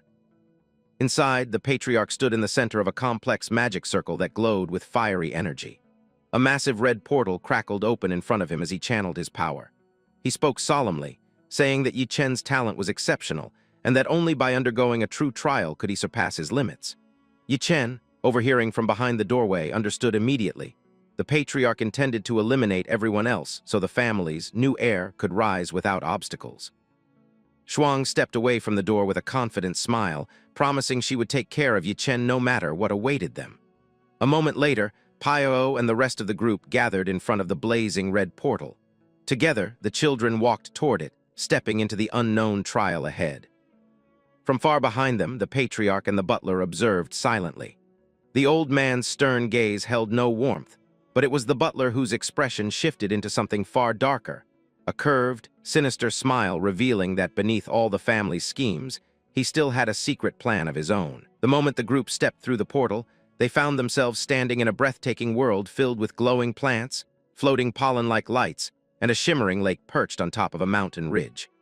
The girls were instantly mesmerized by the beauty before them, and Shuang couldn't hold back her awe, whispering that this other world was far more gorgeous than anything she had imagined. Yichen, however, didn't let the scenery distract him. He reminded everyone in a firm tone that a place this beautiful was almost certainly dangerous, and none of them could afford to lower their guard. Sanson tugged gently on his sleeve, asking where the evolution fruit was supposed to be. Yichen explained that the fruit would always be guarded, and their job was to find the creature responsible for protecting it. He also thanked Sanson for keeping communication between the teams smooth and organized. Yi then lifted the hem of her dress slightly to reveal several bottles filled with milk, strapped neatly to her thigh like a makeshift utility belt. She pulled one free, tossed it onto the ground, and the bottle shattered, spreading milk across the glowing soil. Immediately, the group split into their assigned positions. Yichen and Pyro slipped behind a massive boulder close to the lake's edge, keeping low as the light from the water danced across the rocks. On the other side, Shuang and the black-haired maid tucked themselves behind another stone slab, waiting in absolute silence for the plan to unfold. The milk seeped into the earth, and within moments, Yichen received a quick mental alert from Pyro telling him they had movement. Ripples spread across the lake, followed by bubbling waves, and everyone knew instantly that their bait had worked. The Guardian was approaching. A massive purple serpent burst from the water, its armored scales glittering like amethyst plates and its blue eyes glowing with intelligence. It glided forward, staring hungrily at the spilled milk along the shore. A notification flashed before Yichen's eyes, identifying the creature as an A-rank venomous serpent. Shuang scoffed confidently, insisting that they had already beaten a rank B, so this would be nothing.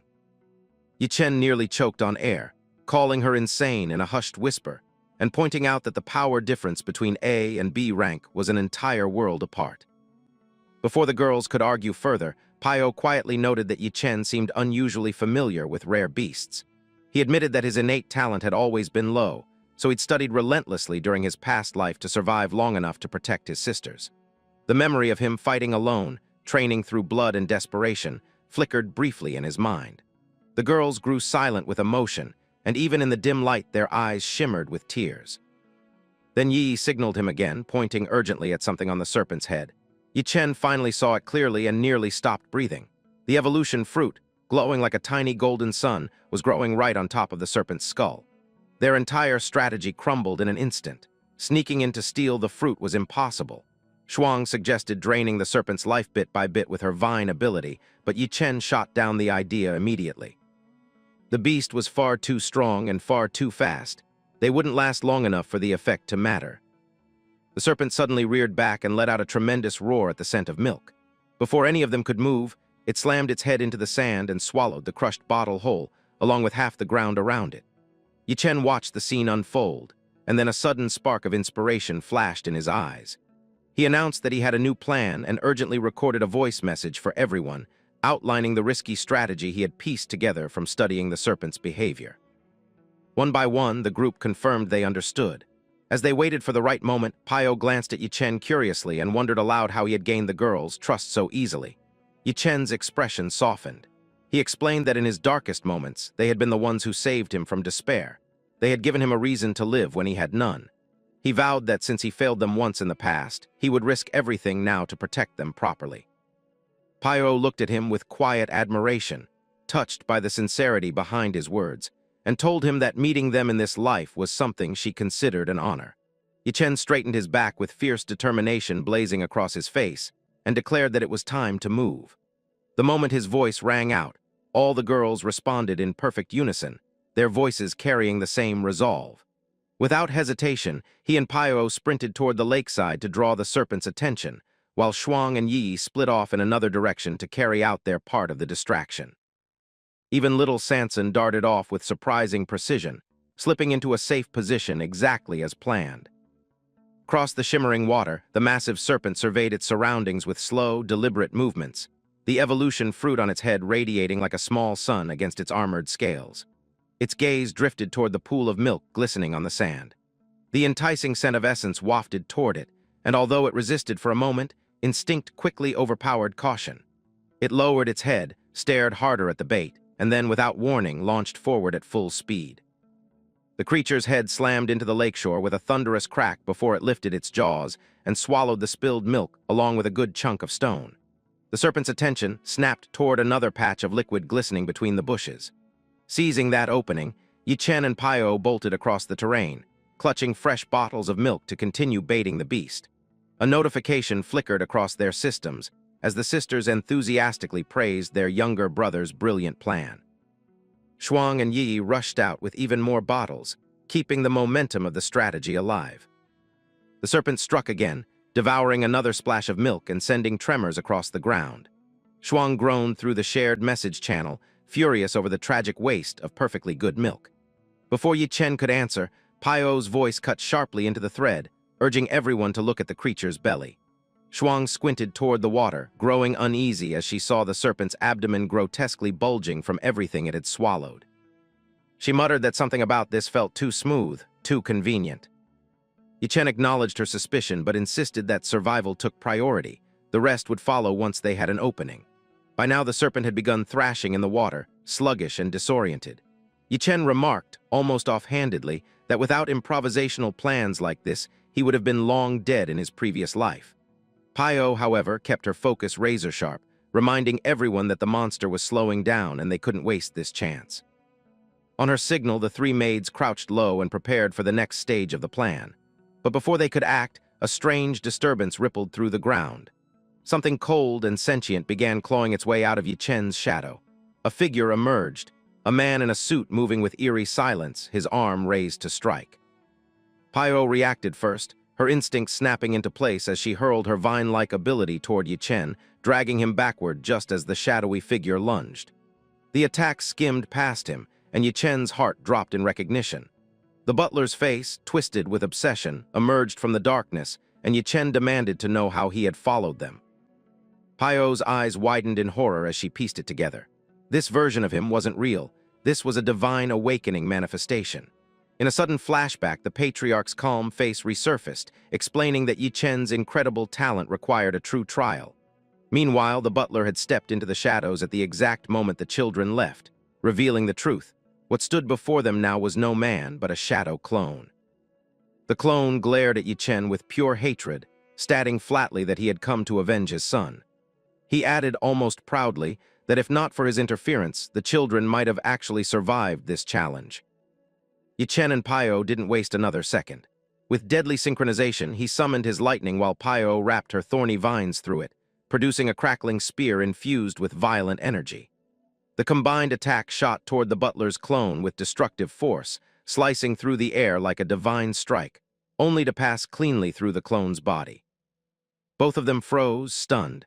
The shadowy figure flickered for a moment, then dissolved slowly into darkness, sliding back into the ground as though it had never been there at all. Yi Chen and Pio stared at the empty space, their minds racing to understand what had happened. The shadow clone slipped back into the darkness and surged toward them again, gliding through the ground like liquid night, but Pio reacted instantly. She seized Yi Chen by the collar and vaulted away, landing just in time for a violent explosion to erupt behind them. The blast shook the entire valley, sending a shockwave that rippled across the glowing landscape. Far in the distance, Shuang and Yi froze, their systems lighting up with frantic messages as they panicked over their brother and Pio's sudden disappearance. The thunderous noise was impossible to ignore.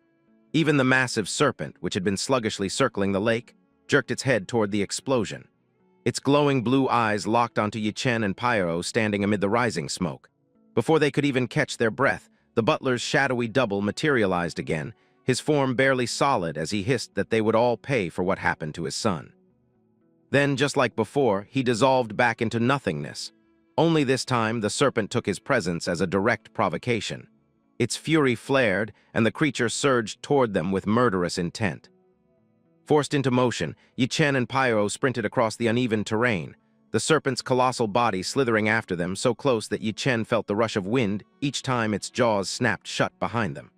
The monster was undeniably fast, but now slowed just enough by the milk-heavy weight in its belly that they could barely stay ahead of it. Even so, a message suddenly flickered across their view, ordering them to split. There was no time to question it. As they sprinted, the serpent reared back and expelled a spray of venom in a deadly arc. Yi Chen and Pio slapped their palms together mid-run to generate the force they needed to propel themselves apart just before the venom hit. The purple liquid splashed across the earth and instantly burned a deep trench into the ground, hissing violently as it spread between them and cut them off from each other. Separated, Yi Chen felt panic spike in his chest as he watched the serpent swing its enormous head toward him. The creature lowered its jaw, preparing to swallow him whole, and for a heartbeat he believed that this was truly the end. Pio's alarmed expression mirrored that same fear, but before despair could fully take hold, a brilliant flash burst across the battlefield. One of his sisters had hurled a radiant bird flash bomb and shouted for him to shut his eyes. Yi Chen reacted immediately, clamping them shut as the crystal detonated. A blinding surge of white light flooded the entire lakeside. Even Pio groaned, covering her eyes from the overwhelming brightness, and the serpent shrieked in agony, thrashing wildly as its vision was seared away. Seizing the tiny window of opportunity, Yi sprinted straight toward Yi Chen. She swept him up in her arms before the light had even fully faded and bolted away from the serpent's snapping jaws. Behind them, the monster's roar grew so loud that the ground vibrated beneath their feet. Pio stumbled, covering her ears as the deafening sound tore through the air, while Shuang fought to stay upright, shielding her younger brother from the worst of the noise. Yi Chen felt the reverberation crash against his small body like a wave, but before he could even brace himself, A new voice message chimed into their shared channel, sharp, urgent, and unmistakable. Someone had finally identified the opening they needed, and the message was clear. Hit the serpent's swollen belly, now. Yichen seized the brief moment of chaos and sent out a sharp mental order for everyone to concentrate their attacks on the serpent's swollen belly. Yi immediately synced her energy with his, and together they unleashed a blistering double thunderspear blast that tore through the air and struck the creature's weakest point. The attack detonated against its underside with a violent crackle, sending arcs of electricity racing across its scales. Shuang didn't hesitate. She raised her A-rank weapon, releasing its full potential in a brilliant surge of power that slammed into the monster right after the thunder spear. Sanson followed, drawing back her divine bow until the red aura around it deepened, then fired a barrage of sharp, piercing arrows that screamed through the air and buried themselves into the serpent's already wounded flesh. Pio contributed her own power, weaving her ability directly into the storm of attacks. All of their combined force collided into the monster in a single cataclysmic blast. The explosion shook the entire forest, scattering glowing leaves and dust across the valley. When the shockwave settled, the group stood hunched over and gasping, drained of strength. Ahead of them lay the colossal serpent sprawled motionless on the ground, its belly torn open in a massive gash. Shuang and Yi stared at the body in disbelief, exchanging breathless whispers about how surprisingly easy it had been to bring down a powerful A-rank guardian. Pio, however, shot them a warning look and reminded them that their victory had only been possible because they'd used precious, high-level equipment they were lucky to have. Even so, Sanson didn't look convinced. She kept her gaze fixed on the monster with suspicion tightening her features. Yichen's expression sharpened as a sudden awareness prickled up his spine. Something didn't feel right. He told them all to stay alert. Intelligent A-rank beasts rarely died without a final trick. His intuition proved right a heartbeat later. The serpent's corpse twitched, and before anyone could react, the massive creature sprung upright with terrifying speed and lunged straight for Yi and Shuang. Shuang froze, staring helplessly at the enormous shadow rising over her. Yichen didn't hesitate.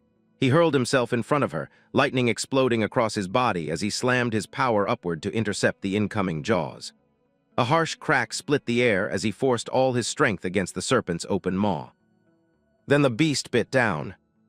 Electricity erupted around Yichen as the serpent's venomous fangs closed over him and began electrocuting his small body. Yi and Shuang screamed, their faces twisted in terror as they watched him being swallowed into the monster's mouth. Even Pyro was stunned, unable to process how quickly the situation had turned. But it was Sanson's voice that shattered the paralysis. She shrieked her brother's name with a force that cut through everything, throwing herself into the air as she commanded her sisters to attack immediately. The urgency in her tone snapped Yi and Shuang back into motion. Rage ignited in their eyes, and together they launched themselves at the serpent with reckless, desperate determination. Sensing danger, the injured monster began slithering away, dragging itself across the sand in a frantic attempt to flee toward the water. Pio shot her thorned vines forward, the red tendrils lashing around the serpent's tail to chain it down. For a second, it looked like she'd caught it, but the creature whipped its body once, and the vines snapped apart like threads. Yi's eyes flared blue as she activated her wind ability. Gale steps surged beneath her feet, and she used the burst of momentum to catapult Shuang forward like a missile. Shuang soared across the battlefield, her hands closing around the serpent's tail with astonishing strength. Muscles trembling, she dug in her heels and forced the monster to a halt. The serpent jerked in shock, surprised that anyone could restrain it at all. Shuang let out a raw scream for Sanson to strike now. Her sister didn't waste a second. She shot past them with her red blade raised, shouting for Yichen to hold on as she prepared to slash. But before she reached the serpent's spine, Shuang felt a horrifying shift beneath her hands. The serpent's tail detached like a lizard shedding its limb, cleanly severed, leaving her clutching nothing but bloody scales. Freed from her grip, the monster surged forward in a final desperate escape. Its massive body crashed toward the lake, and with one last heave it hurled itself into the water, vanishing beneath the glowing surface before any of them could catch it. Silence fell. Then it broke with the sound of three voices rising into frantic, heart-tripped screams. Shuang, Yi, and Sanson all collapsed to their knees at the water's edge, tears streaming down their faces as they cried out for their brother, begging for him to answer, terrified that he had just been dragged to his death. The group stood frozen at the lake's edge, staring at the water with dread hollowing out their chests. For a long moment, nothing moved, until a wide pool of dark purple blood slowly blossomed across the surface, spreading like ink. That gruesome stain made the girls' hearts drop even further, while Pyro watched with a tense, irritated calm, as if ready to scold fate itself for taking a bad turn. Believing their brother had truly been swallowed and lost, the three sisters collapsed to their knees. Shuang Shuang buried her face in her hands, Yi trembled uncontrollably, and Sanson's quiet sobbing shook her entire body. All three cried without restraint, mourning the little boy they believed had just been devoured alive. Then suddenly, a message appeared. Yi Chen's voice lit up their system interface. "I'm alive. Protection gems saved me." Everything shattered at once. The tears, the despair, the grief, they all turned into a burst of hope so intense that all three girls jumped to their feet and shouted his name at the blood-stained lake. Their voices echoed desperately, full of relief and fear at the same time. Deep beneath the surface, the massive serpent, wounded, frantic, and bleeding heavily, dragged itself through the lake's depths in a sluggish retreat. Inside its stomach, Yi Chen was still alive, drenched in thick acid and half-dissolved goo, desperately trying to figure out what to do. Sanson sent him a frantic message insisting he use his divine reincarnation ability immediately. Yi Chen hesitated, unsure, until Sanson pushed harder, explaining that it was his only chance. Yi, confused, asked how that ability even worked. Yi Chen explained grimly that reincarnation required a woman's belly as the host in order for him to be reborn. All three sisters instantly volunteered, talking over each other, each one ready to sacrifice herself without hesitation. Pyro let out a long, exasperated sigh and called them idiots for how reckless they were being. Then she lifted her chin and stated flatly that she was the oldest, and his fiancée, so she would do it herself. She told Yi Chen to hurry before the chance slipped away. Yi Chen accepted her decision and warned her he'd cause serious destruction inside the serpent before coming out. He sucked in a deep breath, braced every muscle in his tiny body, and activated his divine awakening, martial mode. Thunder bloomed violently. Lightning erupted from him in a continuous explosion that lit up the serpent's insides. Yi Chen unleashed an infinite thunder ray directly into the creature's organs, blasting through flesh, bone, and scale until the beam tore clean out the serpent's back, leaving a gaping hole. The entire lake rumbled as the monster writhed in agony from the electric devastation coursing through its body. But then a warning flashed across everyone's system screens. The distance for reincarnation was about to exceed the limit. Yi Chen gritted his teeth and forced himself to continue. His whole body shook from the effort as he channeled more energy, even when strange black sludge rose up his throat. He refused to stop, pushing through pain so intense his vision blurred. Above the water, Shuang Shuang began asking why nothing was happening yet. Sanson checked the system and immediately panicked. The distance was nearly maxed out. The three sisters shouted desperately for him to hurry, screaming his name at the water. Yi Chen, still trapped in the acidic darkness, pushed out one final, devastating surge of power. His system chimed a harsh warning. His body was at its absolute limit and reincarnation must occur immediately. The serpent convulsed violently at the bottom of the lake, massive electric bursts tearing it apart from the inside. But just as Yi Chen prepared to activate his ability, a final notification cut through everything. Reincarnation range exceeded. Ability no longer available. Sanson's heart shattered. She screamed that he was too far and sobbed that she didn't know what to do anymore. Before they could even think, Pyro suddenly dove straight into the lake with a forceful splash. The three sisters gasped, frozen for a heartbeat, and then screamed her name, and Yi Chen's toward the churning water. Ripples spread across the lake as silence strangled the world around them. Then bubbles rose. A moment later, Pyro burst out of the water alone, coughing and clawing at the surface for air. The sisters stared in shock as she struggled to swim back to shore. They rushed to her side, dragging her out of the lake as she collapsed onto the sand, shaking. Breathless and pale, Pyro looked around wildly and demanded to know where Yi Chen was, her voice breaking as she asked whether he had made it into her body in time. The moment Pyro staggered onto the shore, clutching her stomach, the girls realized something was terribly wrong. Her body tightened, trembling violently as she let out a raw, agonized scream. Sanson froze in panic, staring at her sisters with wide, helpless eyes and asking if either of them had any idea what to do. Yi and Shuang could only shake their heads, equally horrified and completely clueless. A sudden message from Yi Chen appeared on their system screens, telling them, of all things, to spread Paiyo's legs. Paiyo, drenched in sweat and barely able to breathe, shrieked at them to hurry and just do it now. The sisters scrambled into place, trying to help her through waves of pain that were far beyond anything she had imagined. Paiyo writhed on the ground, clutching the dirt, her voice hoarse from screaming. And then, through all that agony, something finally emerged. Yi Chen's tiny, reborn body slipped out from between her legs, covered in faint golden light and serpent goo, but unmistakably alive. The three sisters cried out his name at once, relief flooding through them so abruptly that their legs nearly gave out. Paiyo collapsed backward, panting heavily, muttering that giving birth, especially to him, was absolutely insane. Yi carefully scooped the newborn up, looking at the tiny figure in her hands and wondering aloud if all Bobbies were this unbelievably small. Sanson quickly explained that he wasn't fully developed yet, which made Shuang worry even more. Before she could spiral into panic, Yi Chen activated his reincarnation growth skill. His little body began to glow fiercely with golden radiance, filling the air with a warm shimmer. When the light faded, he lay in Yi's arms, noticeably larger but still weak. He tried to speak, but only managed soft, frustrated babbles. Sanson and Shuang leaned in close, trying to decipher what he wanted, while Yi's expression shifted from concern to outright fear as his body suddenly shifted color, his skin turning an alarming shade of purple. Yi Chen trembled uncontrollably. Sanson's eyes widened as realization struck her, and she shouted that he needed milk immediately. Shuang yanked a baby bottle from their supplies and pushed it toward him, but panic grew when he couldn't even muster the strength to drink. His limbs shook helplessly. Their little brother was fatting fast. Thinking quickly, Yi grabbed the bottle and, to Shuang's utter shock, drank all the milk herself.